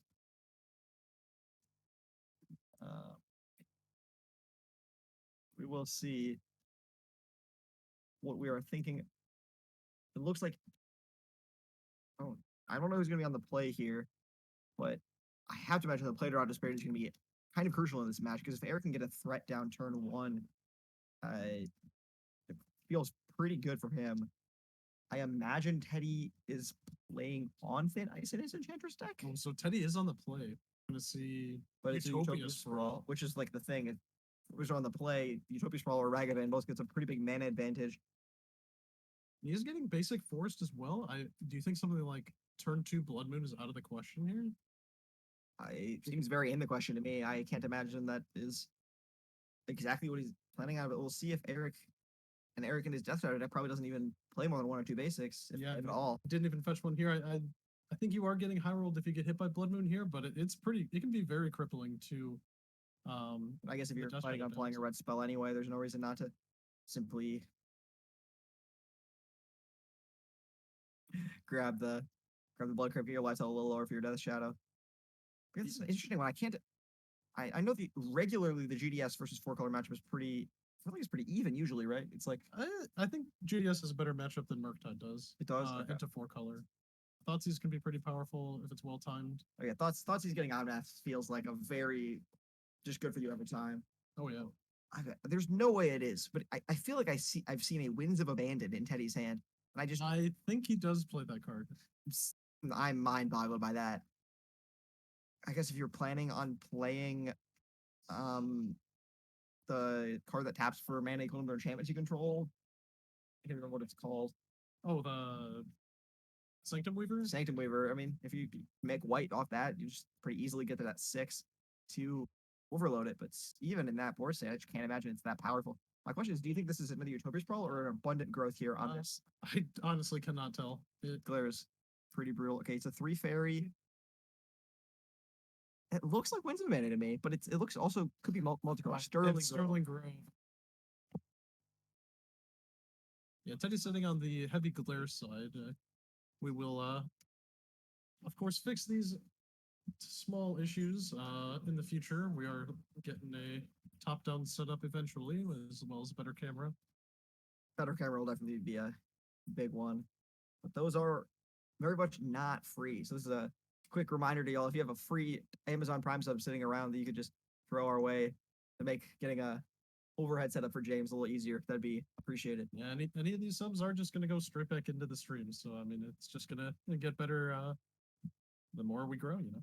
Yeah. But we're going to see Sithis come down. Ooh, that is a very good draw for Teddy here. Going to gain some life and draw some cards.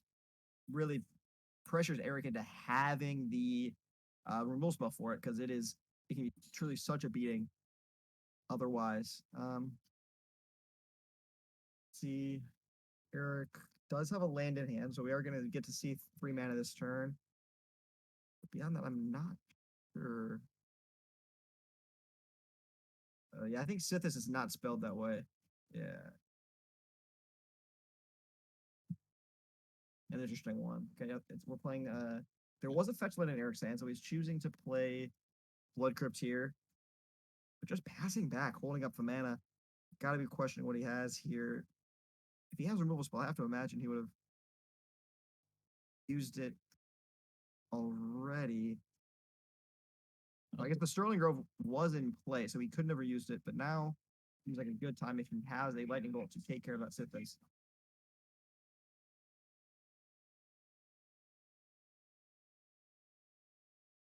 I don't know what that card is. Hopefully Fluck will help us out. Arasta, I believe, the enchantment creature from Theros Beyond Death. I'm amazed that you recognize that card. It was potentially a sideboard card for Amulet because it is a green creature, and it was good against the blue-red prowess strategy just before MH2. You could reasonably play this card in Amulet.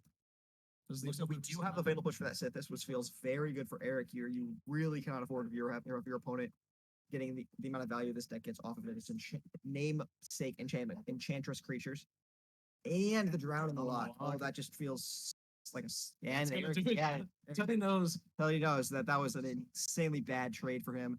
You know, losing basically his entire board state. Yeah, I mean, I really like the concession there from Teddy. I mean, he realizes his deck can go very late in games that he is in favor. So I think taking up all the time you can now, you know, getting things moving, just going to the next game is the best way to play these Yorion decks that typically don't have a way to end the game quickly. Yeah, I can't imagine what he could possibly be playing in his deck that would get him out of that board state, because even a Fury doesn't save him from 2/3/3s on the opponent's side. So we do see Blood Moon in the main deck, and it looks like Teddy's going to keep it in as well. Yeah, I played the 60 card Naya version of this deck, and it was the only reason to play the deck. Is main deck Blood Moon. Oh yeah, that's huge. You also are probably never going to lose to Mill, because you played Emrakul, right? But main deck Emrakul, which was, I cast it one time, and it was possibly the funniest thing I've ever done in Modern. As my opponent genuinely looked at me like I had 2 heads. They were like, "You main," because it was game 1. They thought I was absolutely insane, and it was very funny. Yeah, I mean, you make a ton of mana pretty easily in that deck. If even just one of those Sanctum Weavers stays in play, you are just... Oh, you are miles ahead. If you get to untap with that card, it is basically just Sarah Sanctum. Yeah, I notably got to tap that card for 7 green and cast 2 copies of Enchantress Presence, and I felt like I had never done anything more powerful in Modern. I was just like, oh, you mean I just get to tap 1 creature and make 7 mana and then put 2 more draw spells on this stuff?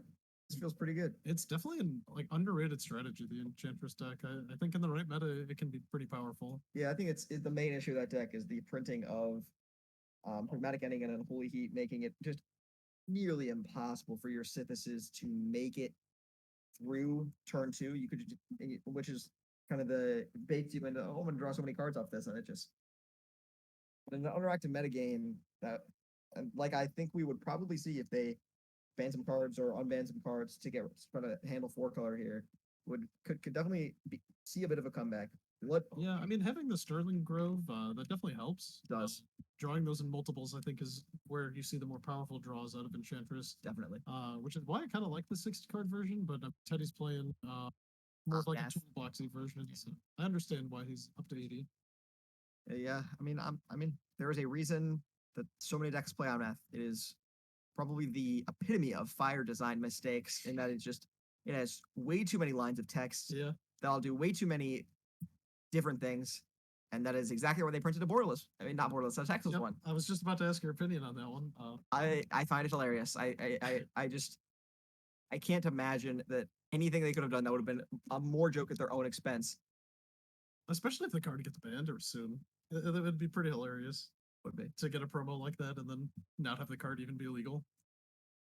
I think that would be the ultimate complete joke, is if they ban the card right after that gets printed. It would be so funny. Get like a week to play with a card. If that. It's almost funnier if they like they're in the mail when it gets banned, and like literally no one got to play with one.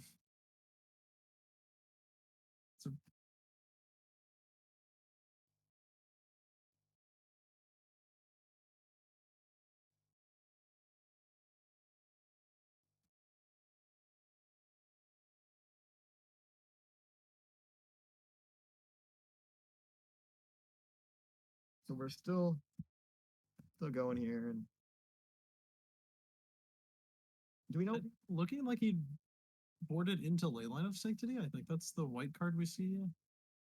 Seems incredibly good in this matchup. No Thoughtseize, no Grief. I mean, it doesn't play Griefs, but no Thoughtseize, no Lightning Bolts, no anything to the face is always powerful. Yeah, and it's pretty difficult for Eric to get rid of. He kind of just has to play through it. That is an abundant growth, presumably out of a basic forest. Yep. Is there a running prediction going on right now? There should be. Perhaps no one voted because I cannot see the percentage on the top of the screen. That might be the case, yeah.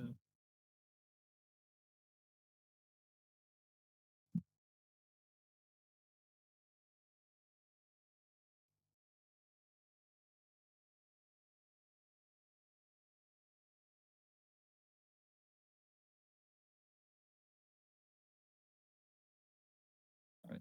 Looks like we had one voter on that prediction, but for 8,000 channel points. So they are really hoping Death Shadow pulls this one out. You either continue to have your 8,000 or you lose 8,000.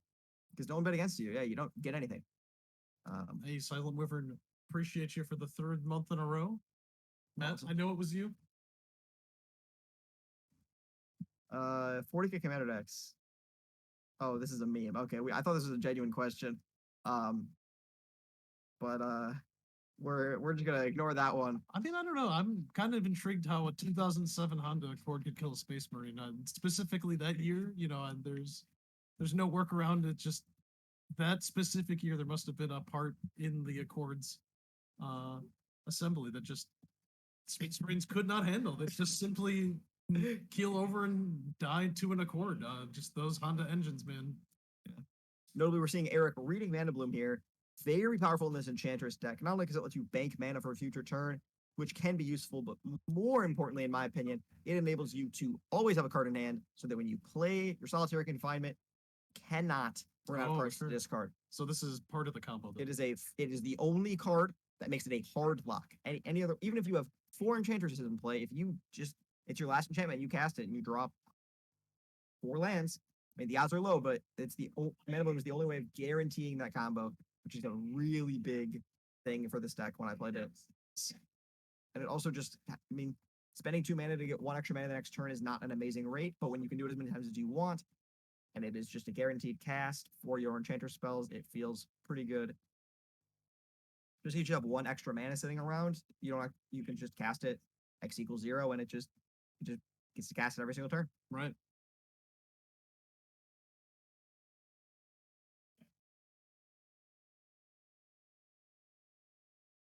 Another blazing fast start from Eric here, very similar to the one we saw Kai have not too long ago. Very difficult. Oh, it looks like Eric is on dress down.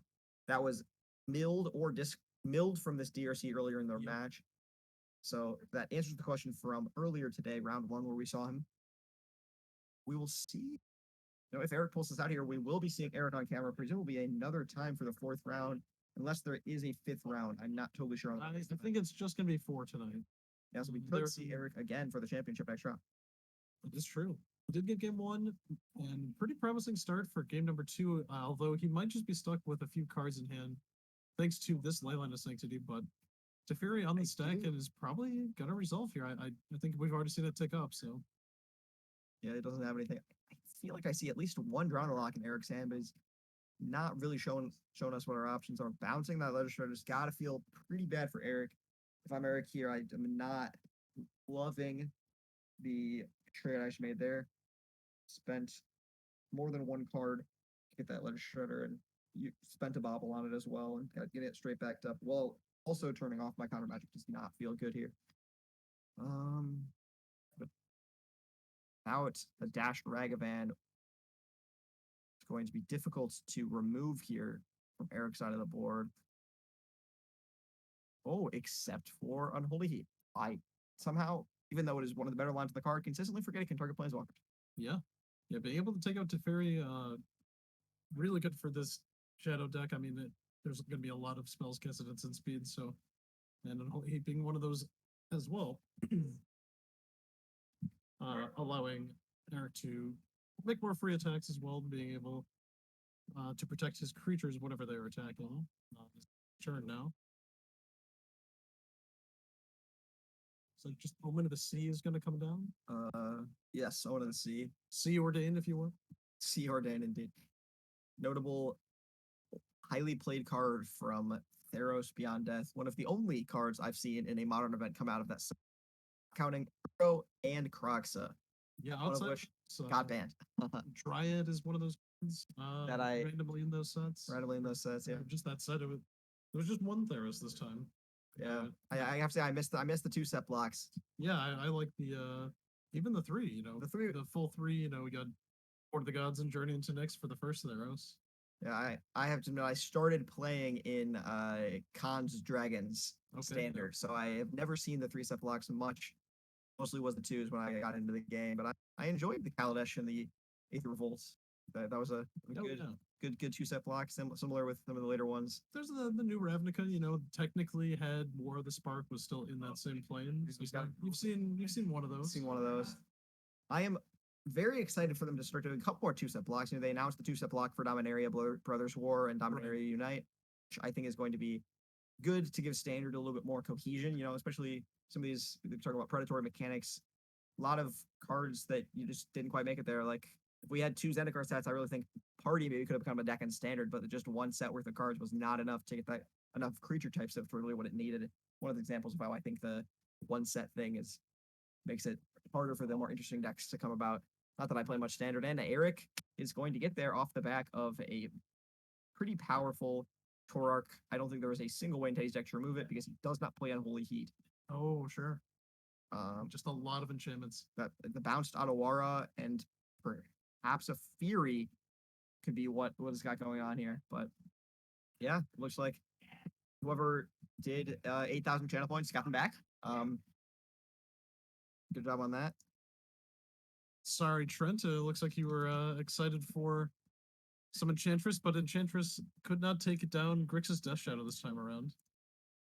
We have plenty of time left here in round number 3. We're going to take a look around, see if we can find another match to show this round. Preferably not Tron. Yes.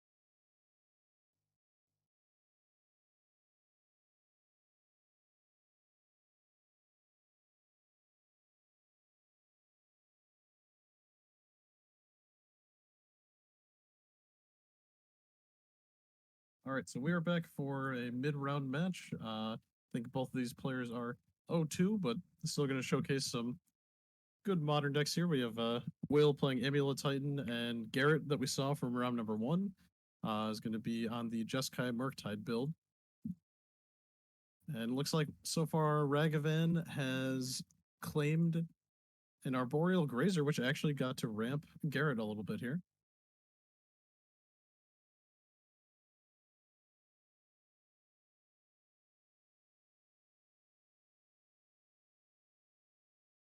And with Garrett deploying a Dragon Rage Channeler, it's going to be a relatively fast clock here. Although it looks like Will got game 1, so definitely Garrett on the play here is going to change things a little bit. But the unlicensed hearse is going to be a big vantage point for Will across this whole match. But it looks like a spell period, or just a straight up counter spell, is going to take care of this hearse.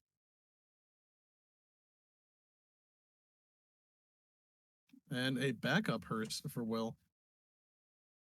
I believe he is on 2. He might not be on Relic of Progenitus, giving him a little bit of a weaker Living End matchup, but certainly a stronger Grixis and Murktide matchup as we see here. As Will might not have even wanted 2 hearses, so having a counterspell out of Garrett's hand definitely is going to help things going forward for Will, making it a little bit easier to resolve Titans or Dryads, basically anything he's looking to cast here.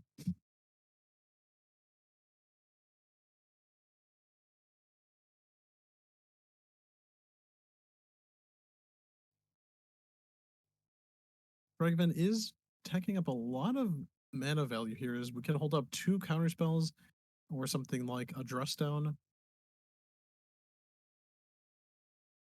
But Ledger Shredder, DRC, and Ragavan all in play at the same time isn't going to give Will too much of a window to be able to close this game out. But I mean, all it really takes is one big threat from Will, whether it's going to be something new like the Hydroid Crisis or even just the tried and true Primeval Titan.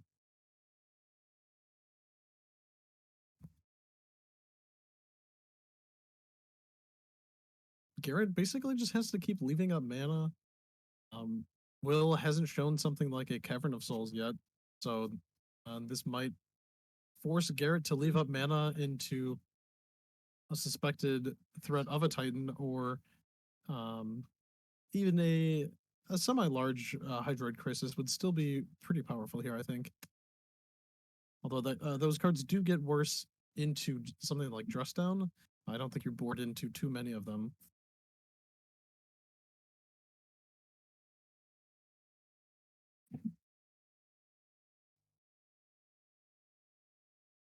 We're still taking a look at the 3 cards off this iteration. It's going to be Exiled Spirebulk Canal, on the bottom one in hand.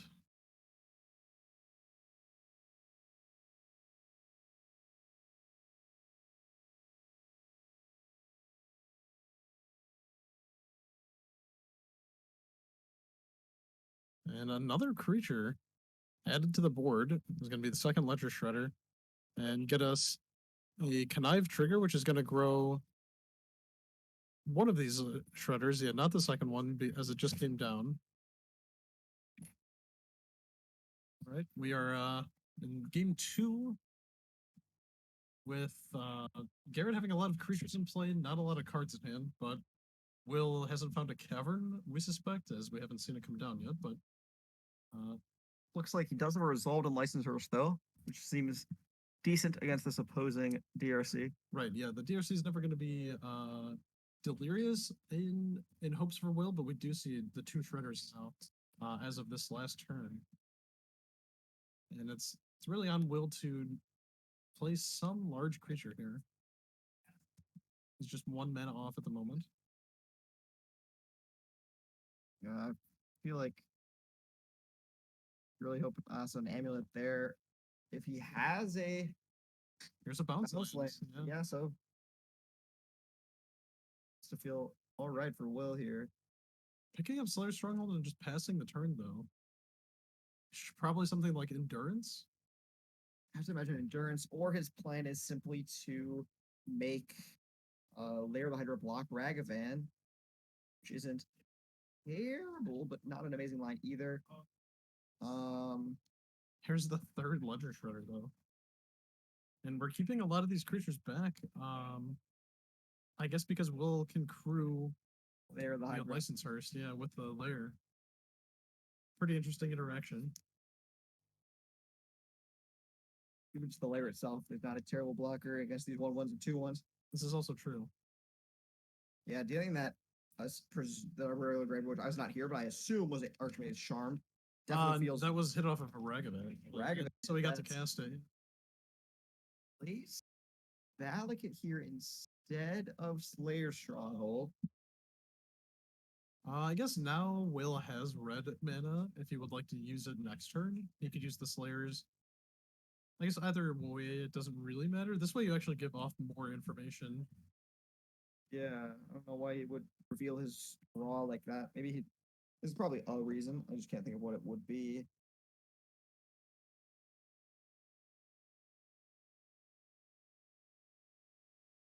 Oh, it says, is this mirror the sound? Is the sound out? That was a while ago. Okay. My dad was also saying that. He texted me asking if the sound was on. Yeah, I think we've been working on having something else going on in the background whenever there's not a match going on, but that is a common occurrence. Well, as soon as my EP goes on Spotify, y'all can just play my music in the background over and over again. We could do that. Guarantee I will not DMC strike you. I promise. Ooh, is going to bounce before blocks, I presume. Okay. That looks like lethal attacks then, doesn't it? I think so. 1, 2, Well, 3, we're not 4, deluding. 5, 6, 7, 8. Is that in my bathroom? I guess I thought there was couple more counters on that ledger. I don't believe so. It might just be 2. So 3, 4, 5, 6, 7, 8. Will's down to 3 from 11. Yeah. Okay. Seems pretty good for Garrett here. I can't imagine do much. Do we know who won game 1? Will won game 1. Okay, so we are going to presumably, yeah, we're just going to a game 3 here. Will does get to be on the play. Can be very scary for the Murktide player. You can just get turn 2 or turn 3 killed here. Yeah, I mean, I think it's not the greatest matchup for Amulet. I'm not 100% certain on the Just Guys version of things, but if Garrett is still on Magus or Blood Moon, it's a lot worse than if he's not. So I can't imagine you can afford to for Just Guy, like those sideboard slots. That's what you're cutting to make room for your paths and your prismatic endings and your play cards. How many basic islands is he actually just running? Can't imagine it's more than 2 or 3. Right. I mean, the blue-red list runs 3, so probably 1 or 2. Yeah. So very not the greatest Blood Moon mana base, but you do what you got to do. Yeah, I mean, it is pretty hard for Amulet to operate under a Blood Moon, so that is certainly the truth. All right. Though, as remember from the energy, Will did in fact just play a Vesuva copying the basic forest and go ham. Yeah. Yeah, Vesuva has some interesting options. It can choose to not target anything, and it'll actually enter untapped. Which can be kind of useful with a Dryad of the Old Scene Grove, as it'll still tap for Woolberg, even though it is nothing. It is just a Vesuva. It's actually really fun. Does it usually enter tap no matter what you copy with it? If you copy something, it comes in tapped, yeah. Interesting, yeah. If you don't have an amulet in play, that could be useful line with Dryad. I've done it once. It's come up one time, but feels bad if they root Dryad though. Then you have a land with no abilities. I mean, yeah, usually you win the game at that point. But, That's very fair. That's the hope, at least.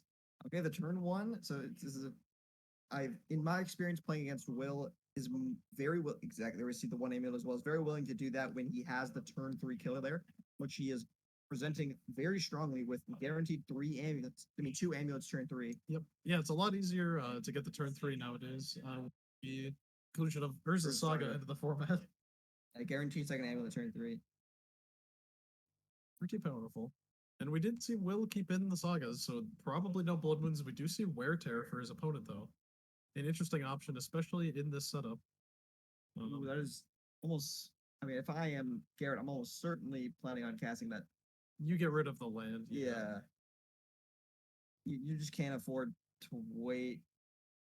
you're not gonna be able to fuse it, and you're basically, if you think about it, you're removing An amulet. amulet either way, Yeah. as well as getting your opponent off a mana here. That feels like a very good counter turn one. If I am Garrett here, though, I can imagine this is naming Beast to play that, probably Valsland to get back the Cavern to reset it for a better creature type, and I was correct with that. Resetting it for better creature type there. And no Explorer or Suck or Tri-Belter here. So just the 2 mana.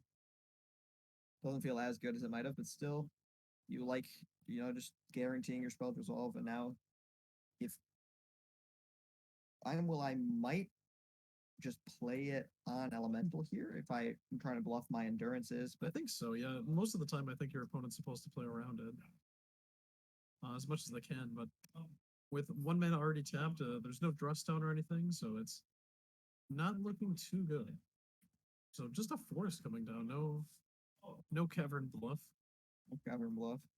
Maybe very possibly he simply does not need to, or that he doesn't think that he perhaps wants his opponent to cast a counterspell on his endurance if he has one, just to, because I mean, if he just plays bounce land here, he is still, I guess one bounce land doesn't quite get him there, but Not quite. Here is a Bloodman, though, out of the 3-color deck.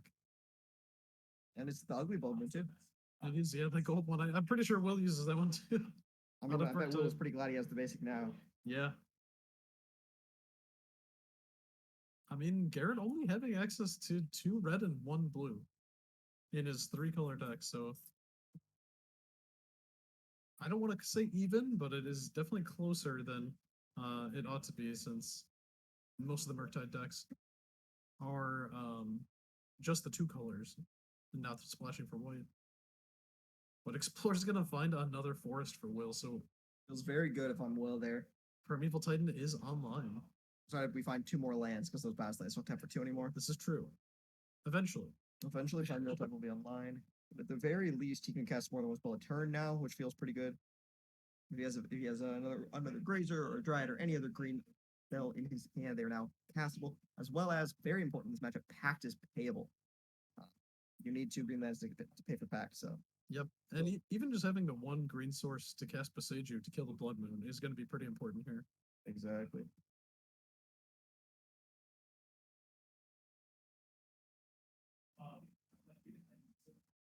If I'm Will, I'm hoping to draw here to get me out of the situation. I mean, Boseiju obviously is a good draw. Depending on what his hand is too, I mean, he might just need to draw any land here. We know about Cavern, but having a way to accelerate his mana a little bit is almost a little too late. But he's Even if waiting we as can draw long it. as possible to cast this Cavern so that he can try to find Boseiju first. Mhm. But it looks, and he does. He is able to do so. Yeah, because if he were to play the Cavern now, it wouldn't name anything. Exactly. You don't get to you do not get to choose because it's entering as entering as a mountain. Yeah. I believe that is the way that works. It Because, is. because you don't. I know you don't shock off shock lands, and it's basically the exact same text. It is. Yep. But like for a cultivator or something, since it does say as on Cavern, then you would name with Cavern before you finish resolving cultivator's ability. Try to get a Mishra's Ball here, but looks like there we go. Got it all pulled up. Did we lose the island from Garrett? We are Oh, no. packing for endurance right here.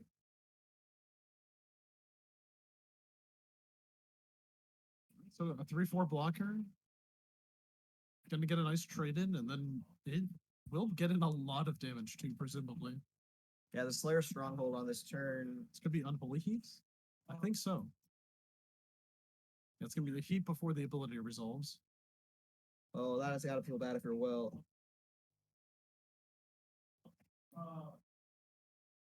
But it is still it's now blockable because it's just a 1/1. So It is just a 1/1. it's no damage coming in. He is now wasting his turn to pay for this pact. There you go. Nice job remembering your pact triggers.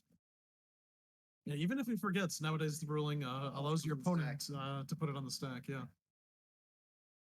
Third forest. Basic forest. Wow. In any other game, he'd be mad to draw that many, but right now, I'm sure he's pretty happy about it. Oh yeah, very fortunate draws. I mean, he might not have a lot going on in his hand though, outside of just playing these forests. As there's just 2 cards left, 1 cavern. 1 cavern, 1 mystery card. Yep. Oh, and there's a Ragavan.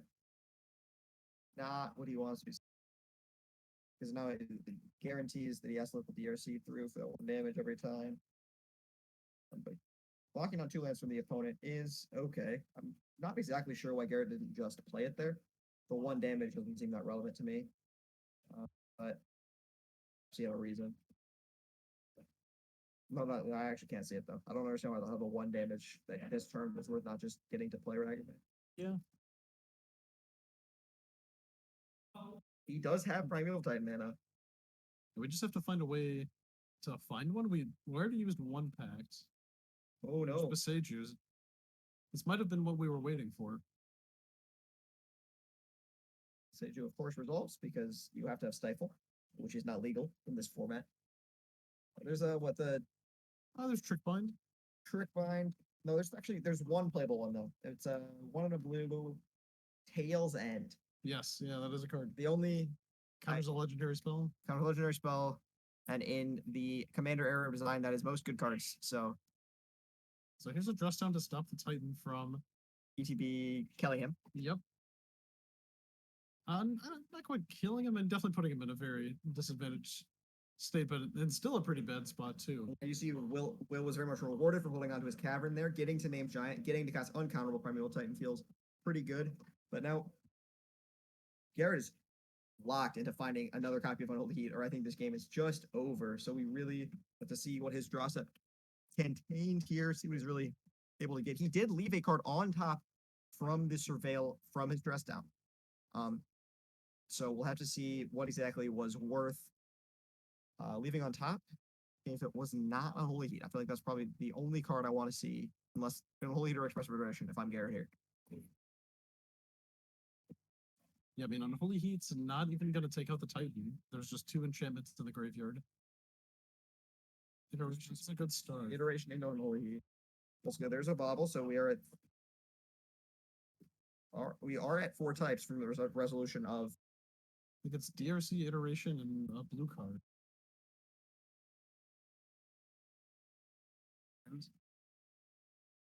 Crucially, it appears to be fetch. So wait, he is getting Delirium here from that fetch land. If I am Garrett, I think I would have passed to combat before I cracked that fetch land. I really don't think you want to be swinging in for 3 here. Probably not. I mean, you're blocking for 3 might not even matter if Will has something like Dryad. Although I do believe he is hellbent at this current stage. Yeah, if I'm Garrett here, I think I am incentivized to that. I mean, 3 damage is not that much damage, but it could save him depending on if Will cannot what can accomplish here. I don't know exactly what he can do with 1 amulet in play. I'm not sure if he can do the same amount of damage as he can with 2. With Slayer's already in play, it makes it a lot easier for him to be able to get Sun home. Although he did see the Unholy Heat, that feels good for him here. Exactly what he needed to find, as I said. So is it going to make it an interesting game? At least Will is just playing for top deck. He is just 1 top deck away from being back in this game, but until he finds that, it is going to. Does Slayer's Crucible provide a power toughness boost? It's 2+0. So this Dryad can come cracking in. Or the Grazer? Grazer. I don't think it has Defender, does it? It's just land. No, yeah. Yeah, it's just 0/3. It's a powerful card. So that is 4 damage coming in from Will, because Garrett is going to have to attack with this DRC, unless he has Murktide in hand as well, which would be just insanely lucky for him. Putting Will to 16, and then I mean, even Will's worst draw deals 4 damage to him. Like he gets to swing for 4. So it doesn't feel terrible if I'm Will. You're really hoping this is not Murktide region here. He's spending 3 mana. Oh, he has the Magus as well. Wow, so pretty similar board to last turn. There's Cultivator. Oh, just a Primeval Titan. I think he tapped. Oh no, that's 6. Okay. He is simply going to find Forest. a soup. I don't think he plays more than 4 forests. Maybe Forest Teleria West. This looks like two bounce bounces. lands. The Simic Growth Chambers.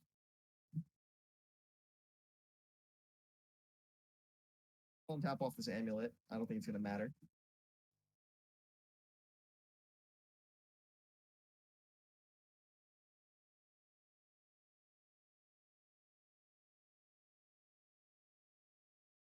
I'm just praying for a Cultivator Colossus here. I can't imagine anything you would rather have.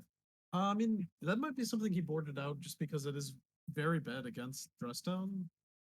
And triple green can be pretty difficult against the Blood Moon effects as well. It does have 3 basics in here, so even if he left 1 Cappy in, I think he like 2, right? Yeah, I think Hydro Increases is the way they've been moving, but I'm not certain. I do not believe Will has made that switch yet. I don't think so. He might. I thought there was one sideboard, but that might not even come in this matchup. I don't know if I will bring it in. If you're expecting Blood Moon, I would not.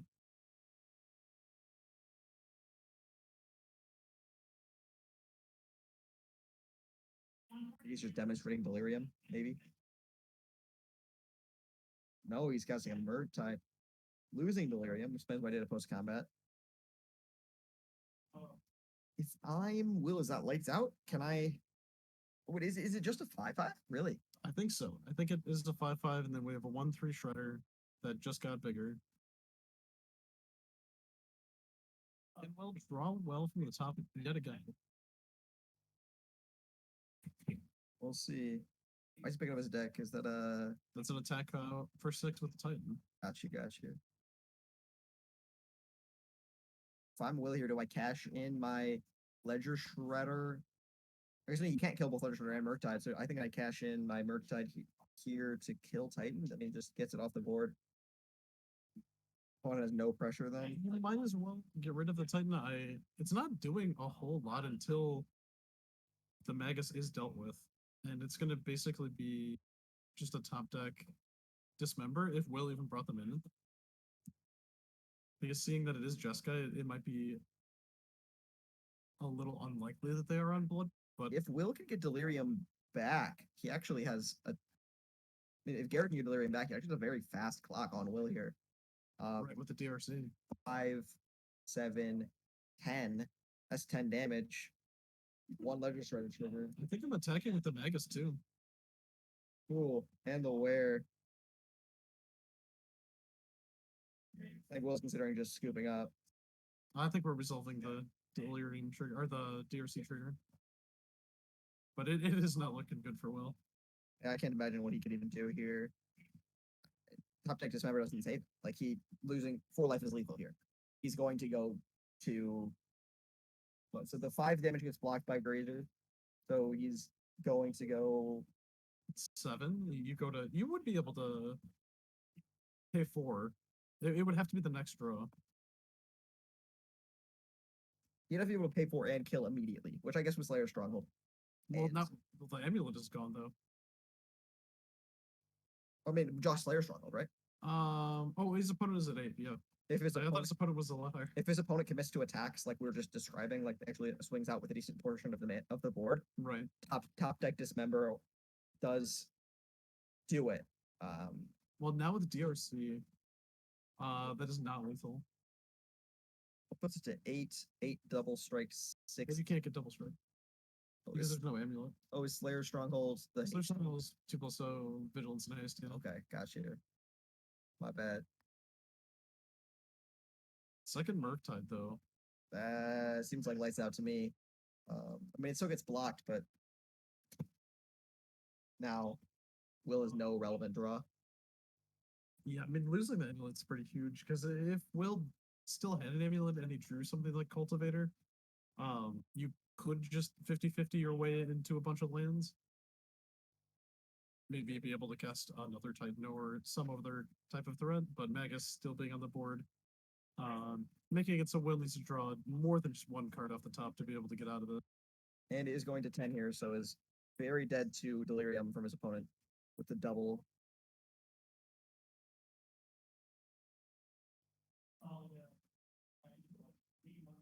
That was the dismember off the top though.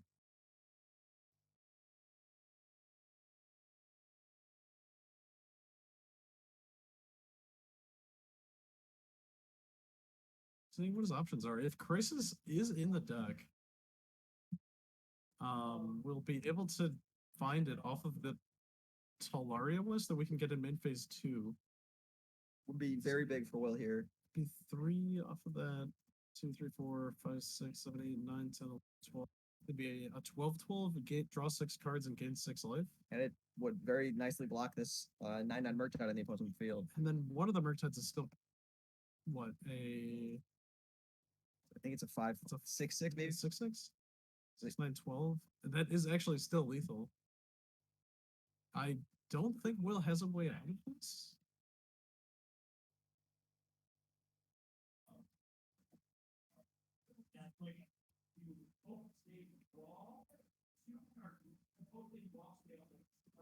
Does the Hydra have a trample? No, it's a vanilla creature. Oh. It's actually a big problem with mono green evocation deck and Pioneer is that Oh yeah. it's very difficult to get the creature through. It's timing around right now, so this is turn 0. Not going to matter for this match. Well, this match is going off a separate timer, so okay. They still have however much time they have on screen. 3 minutes and 42 seconds. Will's really in the tank here. In the atom, some might say. Trying to think how he gets out of this. I mean, I don't know exactly what he boarded into, as we only saw the second and third game here. We didn't get a good look at either of their sideboards.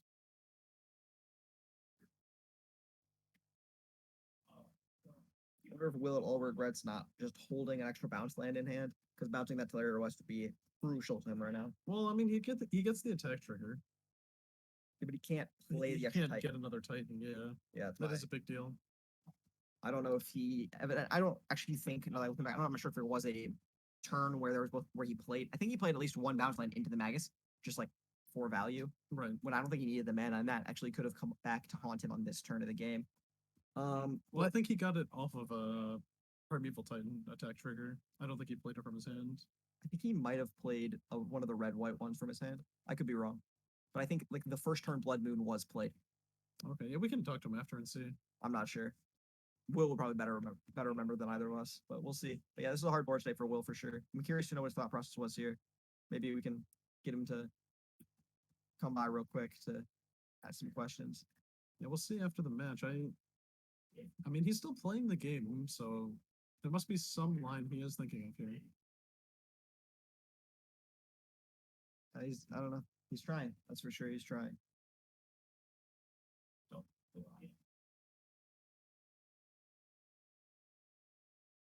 Yeah, just not having amulet would I mean, obviously amulet is lethal here.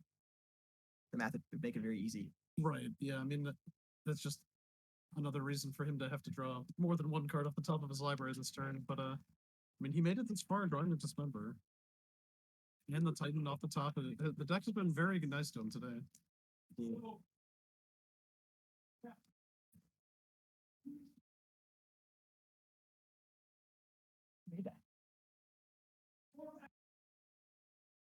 Let's go. For those wondering what the high five was for, I tossed a water bottle into a garbage can a decent distance away, and it bounced off the rim and the wall, and then landed in. And I'm very happy about it. Will's still thinking here. If I'm him, I think I'm grabbing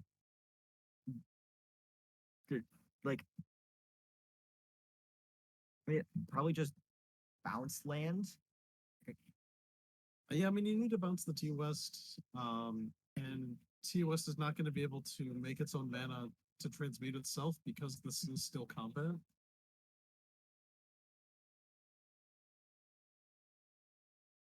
He doesn't have reason because the universe in play, so he has the blue for certain. Right, and if Crisis is in the deck, it's possible a Pact could get it. We're just going to get another Growth Chamber and Talaria West, bringing the T-West back to hand.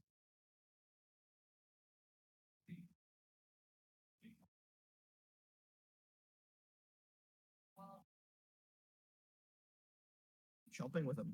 Is he trying to kill it? Yeah, I think so. That's interesting to me. I mean, Will's at 6. The 2 flyers are still lethal, so even one of them is. Just the only Murktide has the Murktide. But now, because of those blocks, I do actually think Crisis saves him, doesn't it?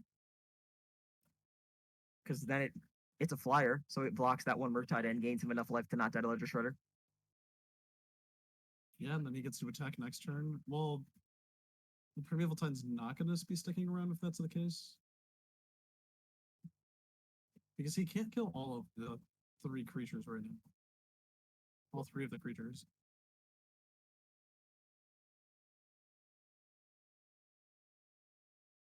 I don't think Will was expecting this line from his opponent.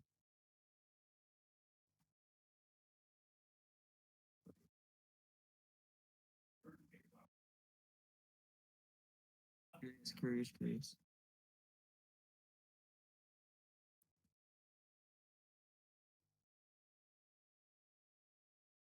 Going down for Slayer Stronghold, using 3 of his mana just to kill all of them.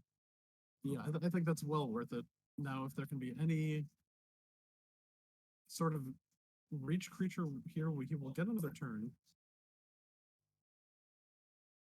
I mean, absolute worst case, we know he could play a Grazer to get another turn.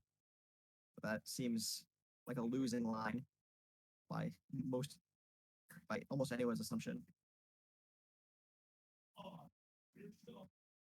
I have to feel like he's probably not playing a Crisis because I think that'd be the obvious choice. I guess he has a lot less mana now than he did before. Right. He might have had to do a little bit of math beforehand. It's still a relatively large crisis.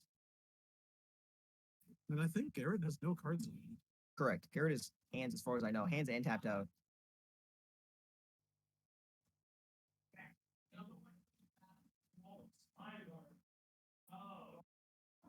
He's doing, clearly has the Crisis because he's doing Crisis math right now.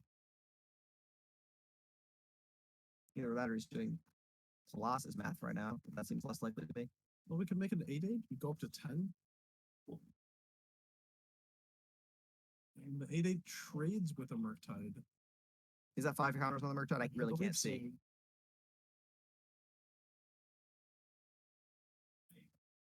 And then we're only taking 8 down to 2, and we have an 8-8. Garrett's at 8. I think that stalls the board. If Crisis is truly in the deck.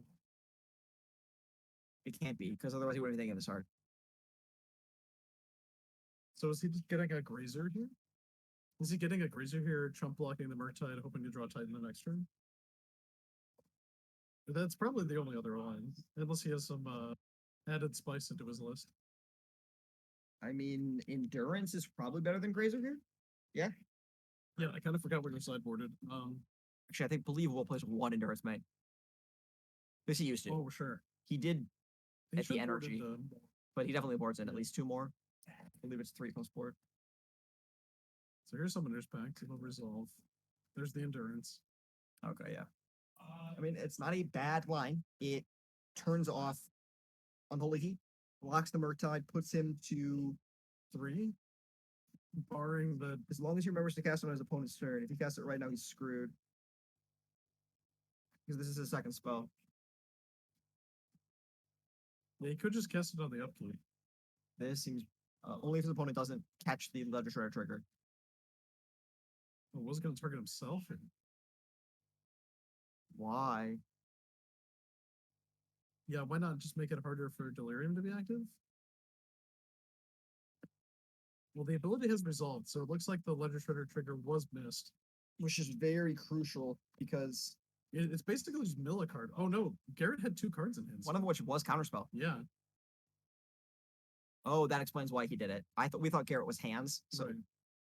But dude, that Ledger Shredder trigger is huge because now he's going to be able to meet. Because if Garrett had been able to discard a card, that actually was a lethal attack. It's also just a bolt off the top too, off of the iteration. And Garrett choosing to put it in exile, so Will knows about it. This should just render a concession.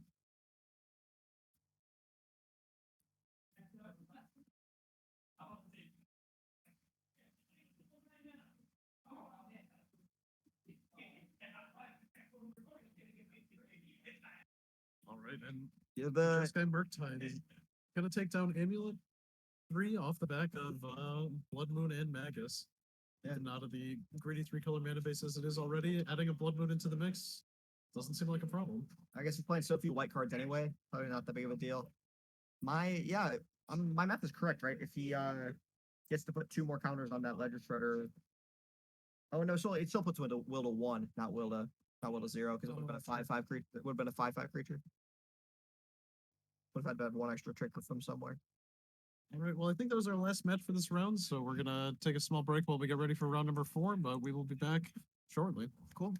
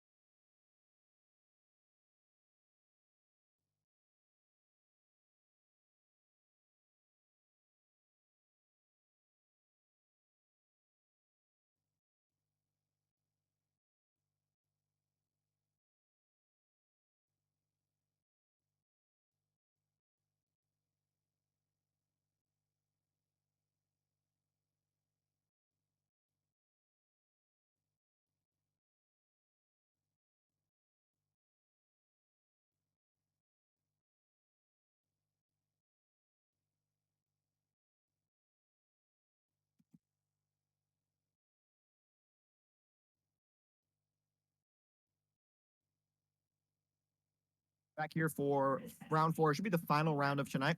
Seeing Eric on camera for the 3rd time against Aaron on Esper Gorios. Apparently 3-0 with this spicy Esper Gorios brew. Playing Aether Mage Touch, as we figured out earlier.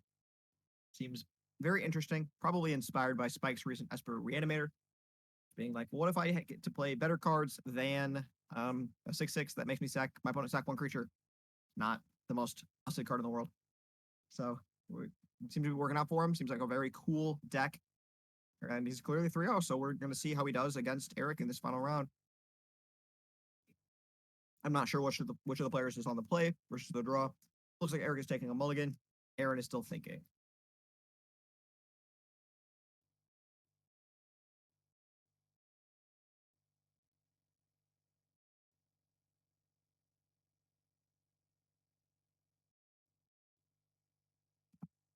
James is joining us now.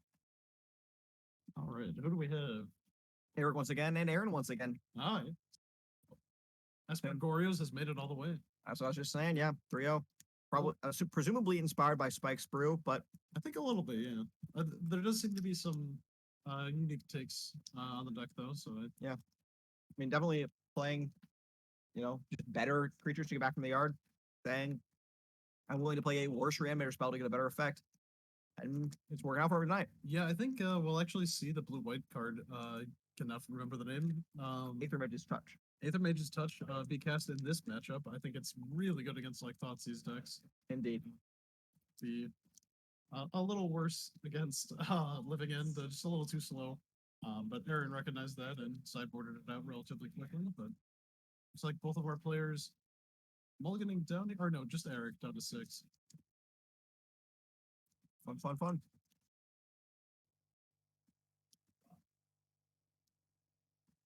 Yeah, I believe Aaron kept his 7. Good start for Esper. We'll see. Typically, you don't want to be 2-for-1ing yourself against a Thoughtseize deck, which Eric is. But Aaron also enjoying his cards being in the graveyard could be a little awkward for a Thoughtseize sometimes. Especially Faithful Mending being probably a very important card in this matchup, being a pretty consistent source of card selection and advantage for Eric. As well as life gain can be important when you're just trying to survive against the DRC Ragavan beats. And here is a Ragavan with a ball.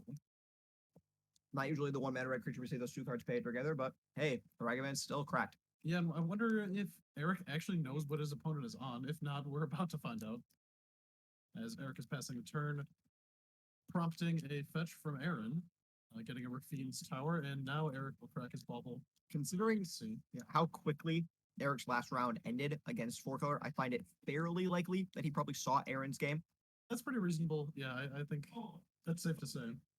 But either way, I think by now he's probably pretty familiar with what's going on. Yeah, and we do see the expensive reanimation spell here that I just cannot remember. Aether Mage's Touch. Aether Mage's Touch. It's such a great card. It actually isn't reanimation, it's from the deck. That's from the deck, sure. So it still gets hit by Grafdigger's Cage. Correct. There it is. There we go. Cool art, I have to say. Yeah, I'm glad that you can change it. From the original Dissension printing, I believe. I remember that. And a So Ragavan hitting a Goryo's Vengeance that could be pretty powerful.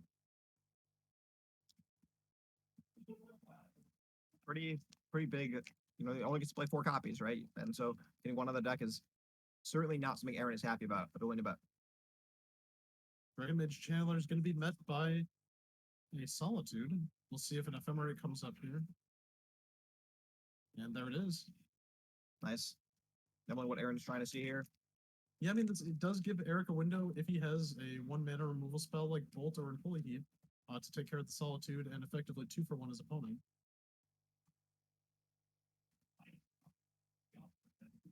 Which seems like maybe he is fetching.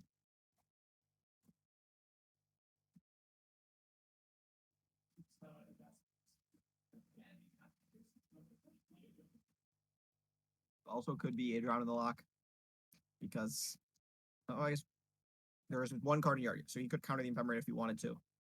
With his treasure, which is what he appears to be doing.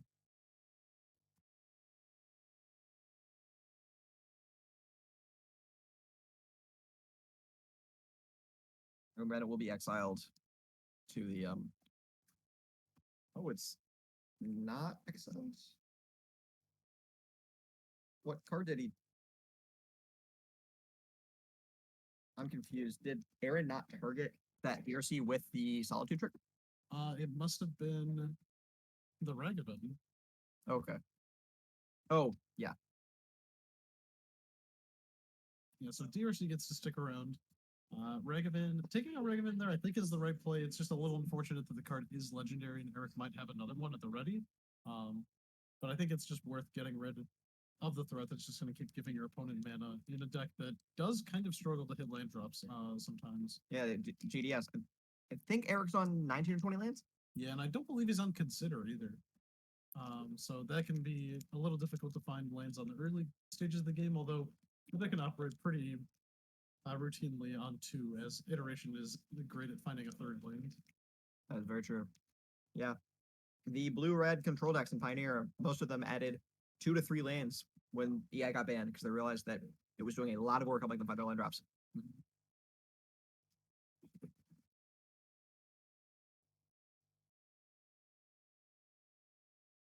So Eric will untap for turn number 4. Eric only having 1 mana open here. Might be the window for Aaron to resolve a spell. Chooses not to. Yeah. Simply passes back. It is very possible he simply does not have one. He cashed it with much touch in for that Ragavan. I mean, the touch is a 4-drop instant, right? Another EI on the stack. Getting some interaction here from Aaron. What could he possibly need the 4th land for? That's my question. Witch's Cottage? There it is. So 3 swamps are in play, and we're going to put a creature on top of his library from the graveyard. And there's an 8th magic touch. Okay. That's going to put Solitude on top and guarantee that Solitude is going to be hit. That's an interesting interaction.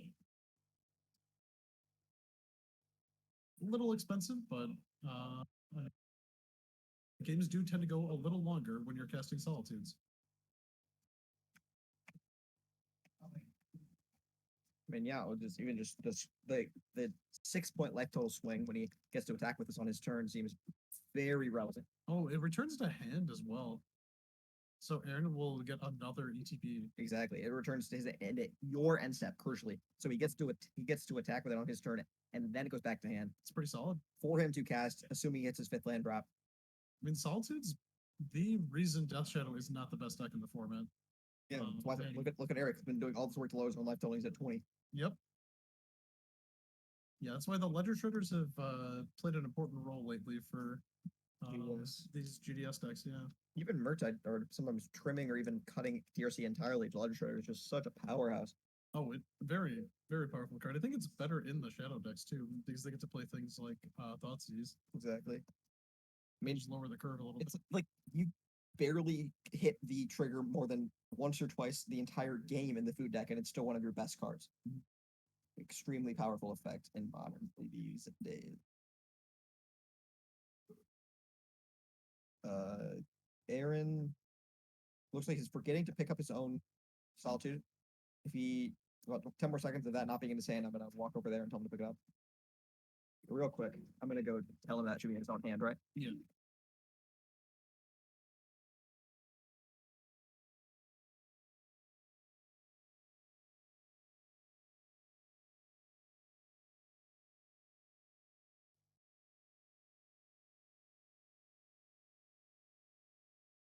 Looks like we've gotten that all taken care of. The Solitude has been returned to Aaron's hand, probably to his benefit, honestly. Decidedly to his benefit, in my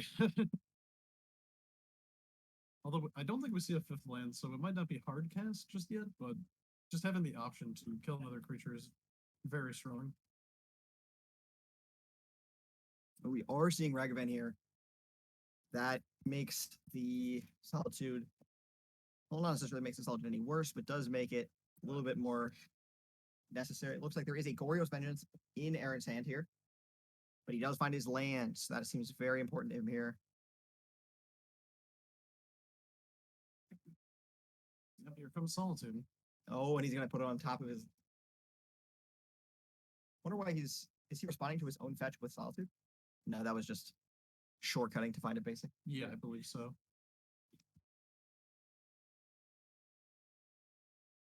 Interesting. Here's the Drown on the Lock. Take care of the Solitude. That one Solitude has done a lot of work. All right, truly incredible amount of work, honestly. And he will be able to Goryo's Vengeance it on his next turn if that is what he has to do to stay in this game.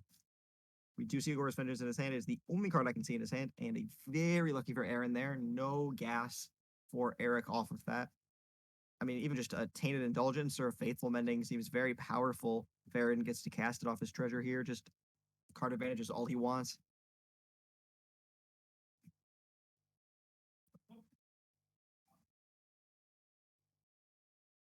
Aaron continues to hit land drops too. We are eventually going to be casting some bigger creatures, right? I have to assume. If time allows, although going down to 5 here, letting Ragavan accumulate more treasure. Eric has a truly remarkable amount of mana at the moment. 5 mana for Gigantha. Hey, this is good around. I do like that play because it plays around Archon pretty well. if somehow that comes into play. I don't even know if that's in Aaron's deck. The Archon of Cruelty. But having a 5/5 instead of a 2/1 makes the clock a little bit Looks better. like we are getting to just draw a card. Oh, does he not have the types? He does not have enough mana. But he is going to get to Goryo's Vengeance this. Seems very good for him. Yeah, we're gonna get Eric down to 1. If the spell resolves. I have to assume it's resolving. I can't imagine what. Yeah, the Ledger Treader went through and the spell resolves. Bristlebrand can refresh Aaron's hand and put Eric down to 1. I have. If I'm Aaron, I don't think I activated. He does have an ephemerate.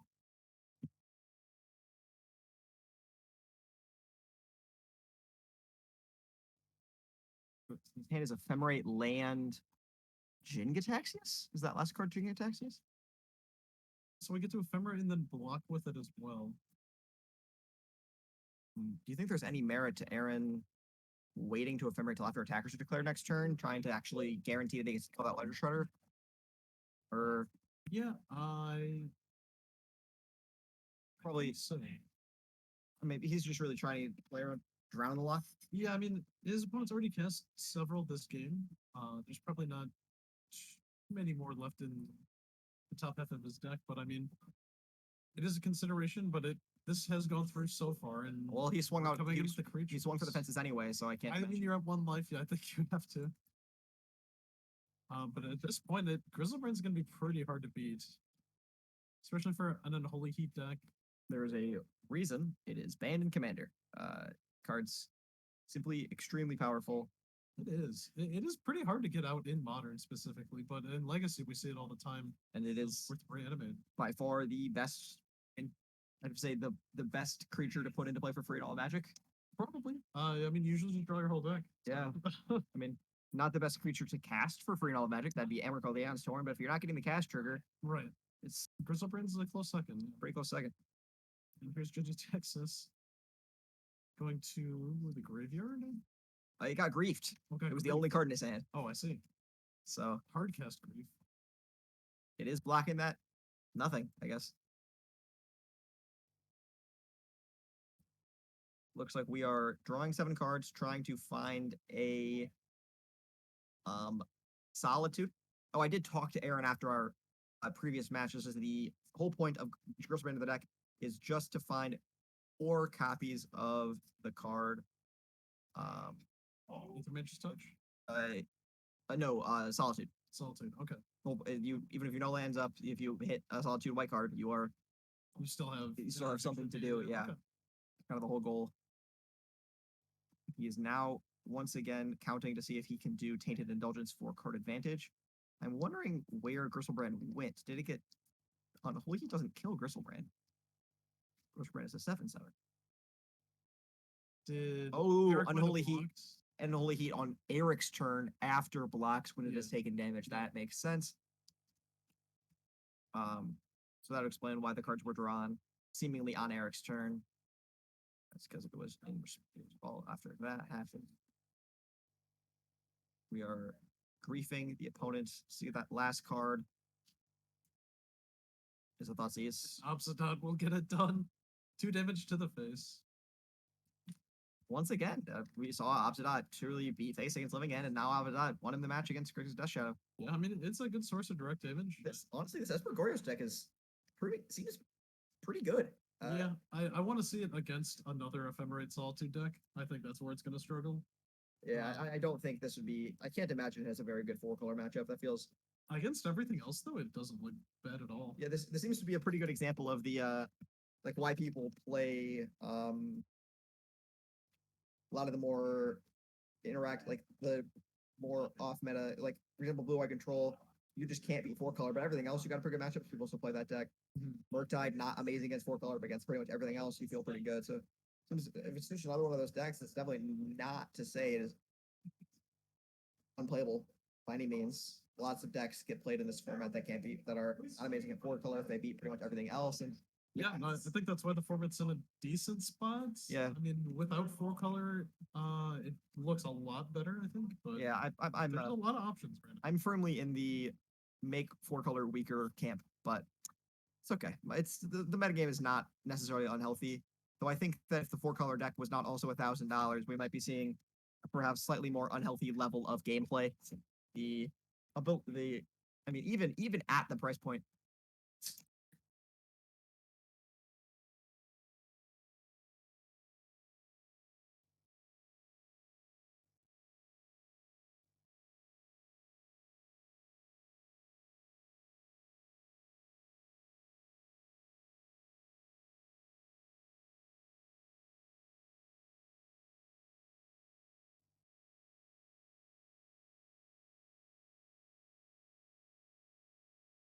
as I was saying there, yeah, I think 4-color is a big, I don't know, big for even for its cost. Even though it's look at the energy stats, it had 14% metagame share and 50, and of even with that many players, it had I think 54 to 55% win rate at the energy trial, which for a deck that costs $1,000 to be 14% of the room is insane. Even with established modern players, many people are not willing to purchase that kind of deck, especially for an event that sees as many less maybe not everyone going to an energy is a franchise player, but is not as many people who can really afford to drop that kind of money on a deck. I mean, I personally go and play a lot of more fun, cheaper decks because I am not trying to spend $1,000 on Solitudes and Furies and a mess. It does add up, yeah. A lot of the MH2 cards going straight into the format can make that spike in price of the decks a little more apparent. Other than 4-color, I do really love modern right now, and even 4-color existing, I feel like there's enough decks with decent 4-colors matchups that it's not truly oppressive. I think so, yeah. And then 4-color can lose randomly to things just like Bird or Tron. And Belcher. I love that it is a bad Belcher yeah. matchup. That I find very funny. Especially the non-counterspell versions. Those lose way harder. But Boseiju has helped a little bit in that matchup, but it's still... You can't play more than 2, and you're an 80-card deck, so... Yeah, you really have to see him early with Ren, and your opponent has to have a mildly slow start. Yeah. Similarly, that's problem I've been having with the creativity decks as well. They have a hard time with the other hyperlinear decks because they like Boseiju and Ren is kind of their only answer to Tron and other decks like that. Yeah, it is a little rough for some of the decks right now to beat Tron. Somehow, after all these years, Tron has made its way to the top of the meta. Karn Liberated and Ulamog are Kraken Magic cards. Yeah, I mean, it turns out Karn is easily one of the most powerful cards printed lately, and it's just not in that many decks. It does require a lot of mana production, so it's really just Tron and Amulet that get to play that. Yeah, but I mean, just getting to get your entire sideboard whenever you want it. I mean, Wish is, by most metrics, not a very good card, and yet Titan plays Wish just because Card the Great Creator is good, and it's the same reason. Yeah. Yeah, you get a little taste of Yu-Gi-Oh! Playing Card the Great Creator. Just you get to access a whole nother deck. Yeah. All the things you could ever want. Yeah, you don't get a sideboard though, which is that is the part that's not like Yu-Gi-Oh, where you do get a sideboard in addition to your extra deck, but Magic balancing that a little bit more and restricting your options for game 2 and 3 by making you have more options for game 1. So it's like you're always in a state of being prepared for most options. I do like the decision very early on in Magic to deem that any card that references outside the game in competitive constructed considers your sideboard outside the game. Right. Not just giving you an extra deck like Yu-Gi-Oh! Because, I mean, imagine if at the very start there was like, oh yeah, you just get an extra 20 cards to play with. Right. Like that would make all of these cards that access outside the game much more powerful. Yeah. So insanely busted. Mike nodding in the background over here saying, yes, that sounds... Yeah, he's a big fan of the Wish effects, especially in Commander. Oh yeah, the version of Commander where you just get to play 20 extra cards in your deck is an interesting one. Yeah, Commander's already kind of like Yu-Gi-Oh, and that would make it even more a step further. I mean, if everyone's in on it, it can be a good thing, but certainly interesting. Ooh, this Tournament Thoughtseize seeing that is a Solitude, a Faithful, Mending, a Goryo's, an Obstinate Growth Council, a pretty rough hand for Aaron here. Just a one land. Grief? Is that grief? It is Grief, Obstinate, Faithful Mending, Solitude, Mystical Disputes, and Market Flats. Getting rid of that Gorios makes this hand a lot worse. Yeah, I might have taken the Faithful Mending just so Aaron sees less cards. But I guess the card he would be digging for is Gorios. I And think just the taking logic. Gorios I is think the better. logic there is also he cannot afford to Fury because Obstinate is his only reanimation spell. Not Fury. Grief. Grief. Yeah, he doesn't. That is fair. Yeah. You are not incentivized to grief in that board state because you do not want to get blown up by having just nothing to bring back if Right. you draw more animation spells. Whereas I think if, especially with the one land, you're plenty prized to cash that Glorious Vengeance in because you can always find more. I bet he probably only plays one copy of all of his reanimation spells. They're all legendary. Maybe two Gristlebrand because it's the best one. Right. And we are mystical disputing this Ledger Shredder, looking probably like a mystical dispute or a flush storm back. Can't guarantee it, but it is definitely appearing that way. And also, you can just see the power of Death Shadow. He has put himself to 10 life very impressively, and that was a Flusterstorm, it looks like. Yep. It is in the epitome of glare at the moment, but it looked like a Flusterstorm before he set it down. Yeah, so a Death Shadow in the next coming turns. This Very card off of powerful. the fetch could be very powerful. Yeah, we do see one Solitude, at least for Aaron. So, but only the one land, and it's not a white land, so we can't ephemerate if that's something we find. But we are going to get to look at a lot of cards here.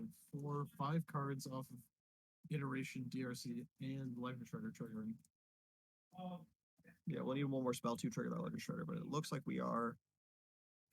Oh, this is the second spell. The Darcy was the first. Oh, those are both this turn. Yeah, you're right. But Aaron's gonna take out. I kind of like letting the Solitude or the Shredder trigger resolve just so you can gain Eric one more life. Yeah, it's a weird matchup where you want your opponent to gain life, but Aaron's But probably it just. didn't matter. Yes, he discarded a life.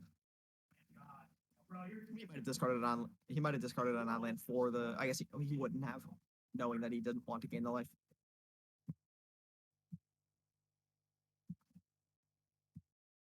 You would let the trigger resolve so that he doesn't know about the gain the life. Maybe he put the counter on then. Right. It's a very. There's no way to know in this state, but it's interesting. I wonder why he did not. He already does not have the mana to play this Faithful Mending. I wonder why he wouldn't just. I guess he doesn't have the mana to bring back the Goblet anyway, so probably a better thing to hit, hoping to hit a land here. Oh, it looks like an Ephemerate for turn. Just feels super bad in this state. I wonder if he could Aaron have gotten a blue-white lands for his. Could he have gotten a Hollow Fountain off his first land? He fetched with a Marshlands, yeah. So he could have gotten Hollow Fountain, which would have made this a lot easier for him. I wonder what black card he was hoping to use that black mana on. Which is a situation of did not think about it that hard. Yeah, I mean, he can't get the tryout. Because he was using it on a mystical dispute. Right. But I think he is definitely regretting not getting Ephemerate here. I see one in his hand, yes. I believe that is a prismatic ending. The second card, I think, is it might be. There might be, yeah. Well, either way, the prismatic ending also kicking himself for not having a white, because that would be a very nice removal for this DRC. I believe those decks are on 20, 22 lands. So I mean, it's not unlikely that he finds a second land here. He hasn't found one yet, though, which is very unfortunate for him. But it always does. That's one of my friends who do not like Magic. Their gripe against Magic is the land system. And it's cashing in his Ephemerate and his Solitude, leaving his hand to be, I believe, prismatic ending, Faithful Mending. Provided I saw the prismatic ending we saw was in fact prismatic ending. Can't quite see his hand that clearly. Ooh, and he finds the land. So this Faithful Mending is getting casted here, almost assuredly.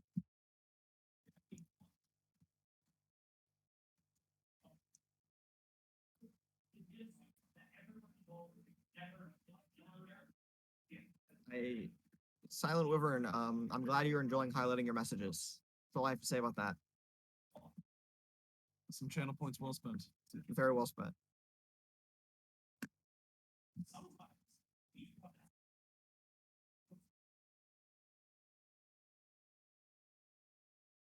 Right here in the background. And ooh, I accidentally revealed this prismatic ending to an opponent that has to feel bad here.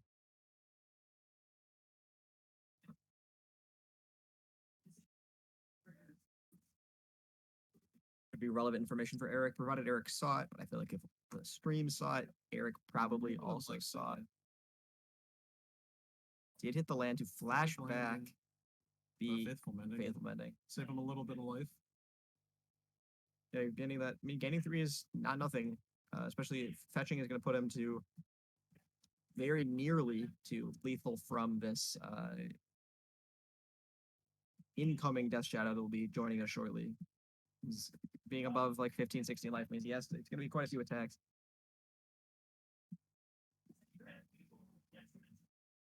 Or I think they're quarreling about Aaron's life total here. I think he's correct. Feck shot to 17, shot to 16. 1 damage off a DRC to 15. Oh, he's shocking to 12. Double white is interesting to me. I don't know what the necessary aspect of that was. What double white spell can he possibly need? 2 ephemerates maybe. Yeah, we have the ending ephemerate. I feel like double blue is not super important. He already.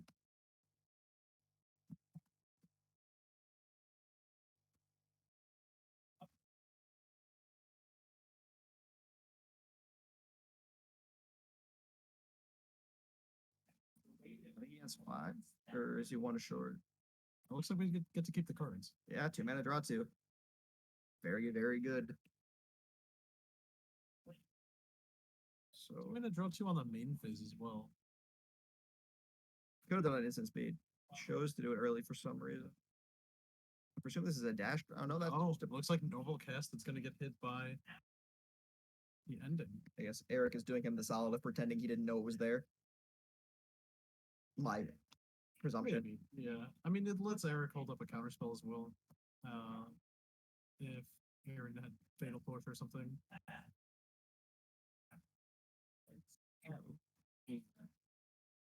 Pork feels. Gotta feel really bad if I'm Aaron here. Yeah, I mean, it's not kick. And discarding cards is a lot of your own spells. So he's gonna put a grief on top, but there's really nothing. I mean, the only removal spells in his deck are white cards. Does not play Fatal Push. Does not play any blue bounce spell. Ooh. He just exiled a Gristlebrand. So he's exiled 2 Obsidots and a Gristlebrand in this game. I'm gotta be curious how he plans to win this game. This is certainly keeping him alive, but he could have just cast that grief. Unless he's really hoping to resolve an Aether Mage's touch here. Yeah, he might be. Or a second grief. Well, the Aether Mage's touch finds the grief. And I see it in his hand, so he is playing Aether Mage's touches here.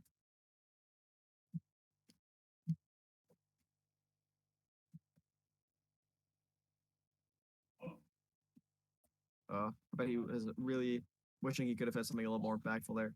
Yeah, I mean, grief is something. It's better than that spell with thing, I suppose. But it is just getting eaten by the. Right. As we see in his hand right there, we knew it was there. He got rid of one of them, got rid of both of them. His opponent now has no cards in hand, but Aaron has no cards in play. And the only card in his hand is Mystery card. We actually don't know what his last card in his hand is. Eric did draw a Bloodstained, not a Bloodstained, Polluted Delta for turn. And she will just decide to play by Giganta and pass. See, what has Aaron got here? Could be pretty important here. Looks like a prismatic ending. That's got to feel bad if you're Aaron. Do anything about what is currently the problem. And is the other card Goryo's Vengeance? Would also feel pretty bad knowing that you exiled 3 really good hits at the moment. Yeah, I'm not sure how many big hits that he is playing either. Like, I can't imagine there are that many Gristlebrand's in the list, but Obsidot seems to be pretty plentiful. I would guess 2 Obsidot, 2 Gristlebrand, maybe 2 Jigtaxius. I would say possibly 1. The Jid might be the fun of. Yeah. I would not be surprised to see something an extra one out to the side. Wouldn't be unbelievable to me to see an extra one out the side. Does play what I assume to be his Jaganth there. And here's a Death And here's a Shadow. Death Shadow. Aaron. Draws Jace. Has Goryo's ending. So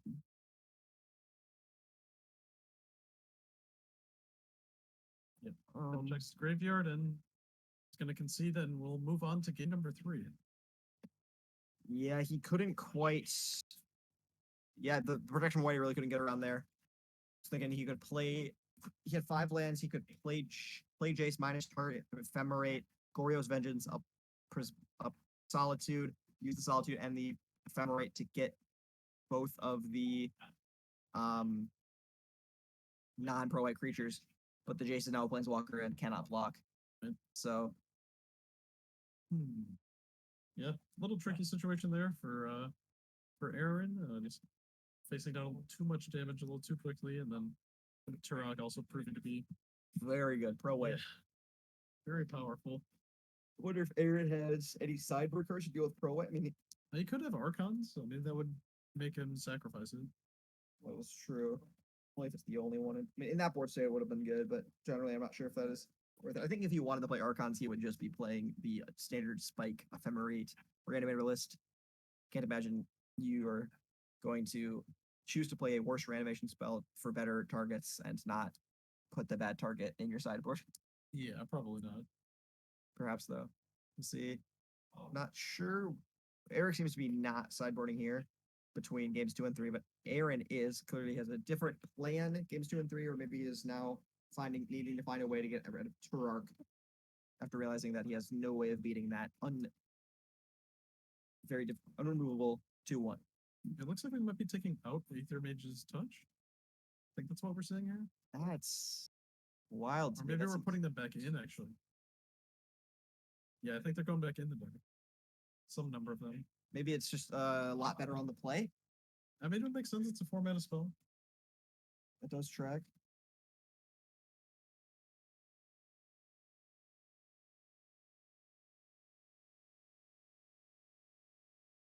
You have so many Discord notifications.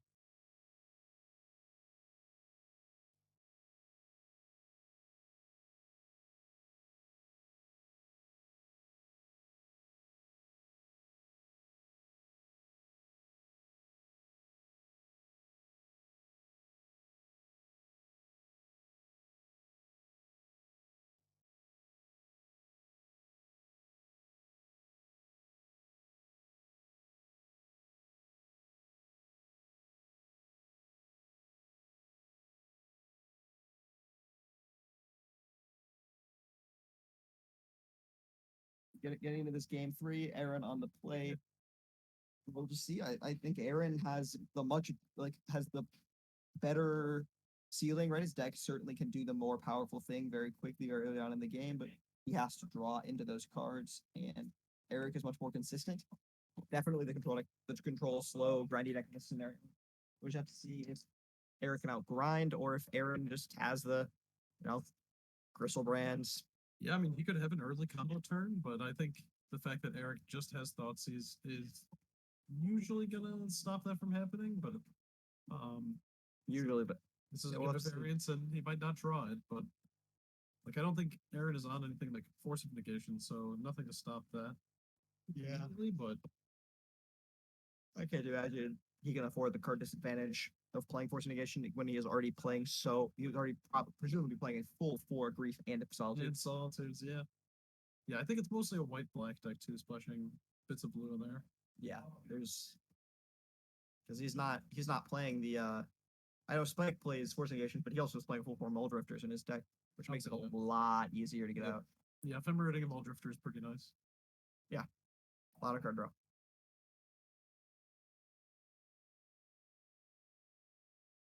And your reanimation spelled, it's emphasized legendary. That's interesting that they basically printed reverse Goryo's Vengeance. Yeah. Persist. Non-legendary. And this is getting ephemerated almost assuredly. Yeah, it's very good turn 1. Because Eric just can't have something like Bolt, which we do see now.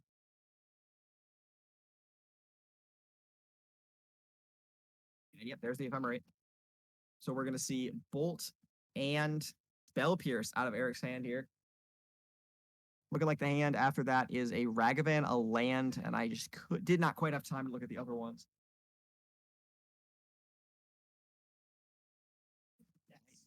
Curious if there is indeed a Ragavan there, why Aaron would let Ragavan stay in his hand. It does appear to be a Ragavan. What do you think? What is your thoughts on why Aaron chooses to take Spell Pierce over Ragavan out of Eric's hand here? It seems like unless he's maybe he's intending to block. Intending to block, yeah, it's just not planning to cash in his card at all. Because if you do this line and you do block, then Eric kind of gets 3 for 1, right? Because he's spending a whole turn developing the Ragavan, but it's not like he'd be doing much else. So yeah, that's certainly fair. Or we have an ending. Has the ending in hand. Yeah, also makes sense. Very fair. Last 2 cards in this hand. One of them is certainly blue land. I can't tell what the other card in the hand is for Eric, but it's certainly looking like Aaron is the favorite at the moment to win this game. He's gonna start coming in for 3. I do not believe we put in a. I don't know if we think we put a prediction in this round. We did forget that, but not too many people were using it, so not that worried about. It's all right. Ooh, just tainted of showing us a tainted pact, but definitely should be a tainted adult. There it is. Similar cards, but and puts a faithful many in the yard. Probably the best thing to discard of that tainted indulgence when you are going to be playing a 3rd land next turn to flash it back. Very solid way to bury your opponent in card advantage here while keeping up the pressure with the grief. And his faithful mending is card selection, right? It's not. It just it is draw 2 discards too. Yeah, but the gaining 3 life here not irrelevant, and that is only a 2/2. So it is. Yeah, grief having menace. Oh, and gonna be putting on the clock pretty quickly. Oh, does not have the land apparently. Oh, we found one. Okay, found the land and a Gristle brand. That feels very good if I'm Aaron.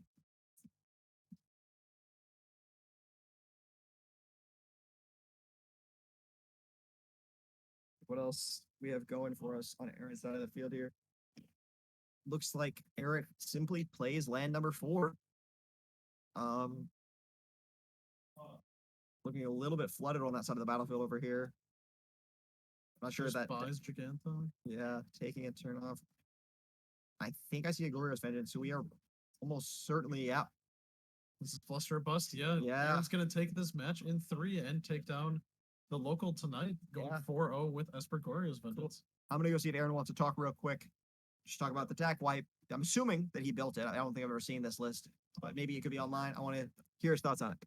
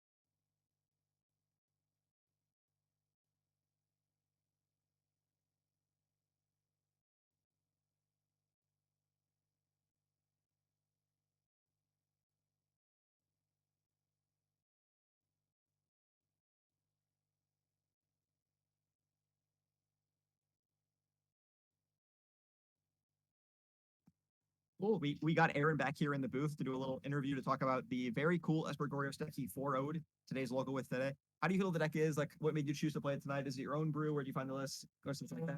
So Spike has a list for like the Archon version. Yes, which we is talked about that a lot when you were on. Yeah, so I he hasn't played the Gorios version yet, but I've been finding that like the Aether Mage's touch is 10 times better in the Gorios version. It looks than very it's in, good. It's like, if I'm already playing a card that is a little bit gambly, why not make the gamble jackpot if you hit? Yeah. because like in the Aether Mages with Archon, it's kind of like if you don't hit the Archon, you just bust. Like everything else is just pretty mediocre. Like Yeah. Mole Drifter bouncing to your hand isn't great. Solitude's of course good, and like Grief's okay. But then in this deck, you get all the obsidates. You get 1-up Jingataxias, which is another draw 7, and then you just get your 4 Grizzle We Brands. were curious, what's the split on all the relevant So expansion cards? 3 obsidates, 1 Jingataxias, then the play set of Grizzle Brands. Ooh, that's a lot more than we were guessing. We said probably 2 Obsidat, 3 Gristlebrand, 1. So full extra two more on that deck. It seems interesting. Yeah, it doesn't feel bad at all having them because most of the time, at least with Obsidat, it was Black easy and to white pick card. 3. Yeah, And they pitch pitch. to either one. Exactly. So, That makes a lot of sense. And the Jingataxi is just playing the 1-of, but if that gets in play, as we saw, happened a few times. Yeah, cards cracked. yeah. They have no hand. You just get to draw 7, and you can do it at their end step too because cleanup happens after the end step. So they have Exactly. to discard down anyway. Mm-hmm. Yeah. What is your thoughts on like matchups with it? It seems like probably not amazing against some of the more super controlling decks, but I feel like the 4-color matchup's probably pretty solid because I haven't played the 4-color quite yet, but I assume it'll just be pretty easy. yeah, just like same thing as like basically like a Belcher style deck where you're getting to cast 1 really powerful spell. Yeah, you just bring Grizzlebrand out early, and they just kind of can't deal with it. Like the main part about it is like with the Archon, it's a 6/6, so it just dies to Unholy Heat so easy. Yeah, but, that's like, Grizzlebrand being a 7/7 is so much more significant than people think. yeah. I'm a big prowess player, and I have consistently dumpstered on the creativity decks because I'm just like, oh, you put a 6/6 into play, die. Yeah, So that was a really great format of spell you just cast, my friend. Yeah, so seems like a very cool deck. Do you have any thoughts on like whether people should pick it up? Whether you like the list you're playing, any thoughts you'd make about changing to the list, anything like that? I really like the list I'm playing. The different thing from Spike is he's running all swamps, like nothing to get around Moon. I'm running 1 of each basic, just because like there's certain matchups where you know the Moon's coming and you need to be able to play around it. Makes a lot of sense. And like again in those matchups, the Aether Mage's touch, like even if you can't put it to the top with your cottage, it doesn't matter. Like you're just hitting a big enough threat that it doesn't matter. Yeah, especially playing against a murktide opponent who was like, oh, I have a Magus the Moon. Seems great, and then you just play with Mage's touch, hit, Jink attacks hits, and they're like, oh, you mean I can't hold up counter magic ever? This seems like I'm losing.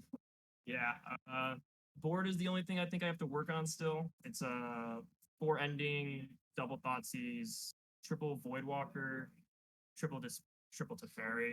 I think I'm like hedged too hard against control and instant speed. Like there's not much room to like sideboard in. Makes sense. I've been siding out like Jace Prince Prodigy nonstop the entire tournament. Yeah. Uh, The line you took with Gorios on Jace to get to Gorios again yeah, is awesome. That's a very sweet interaction. pretty great because he just flips himself immediately, gets rid of the exile part of Gorios, and you just get to like untap and cast your Aether Mage's touches in the graveyard again.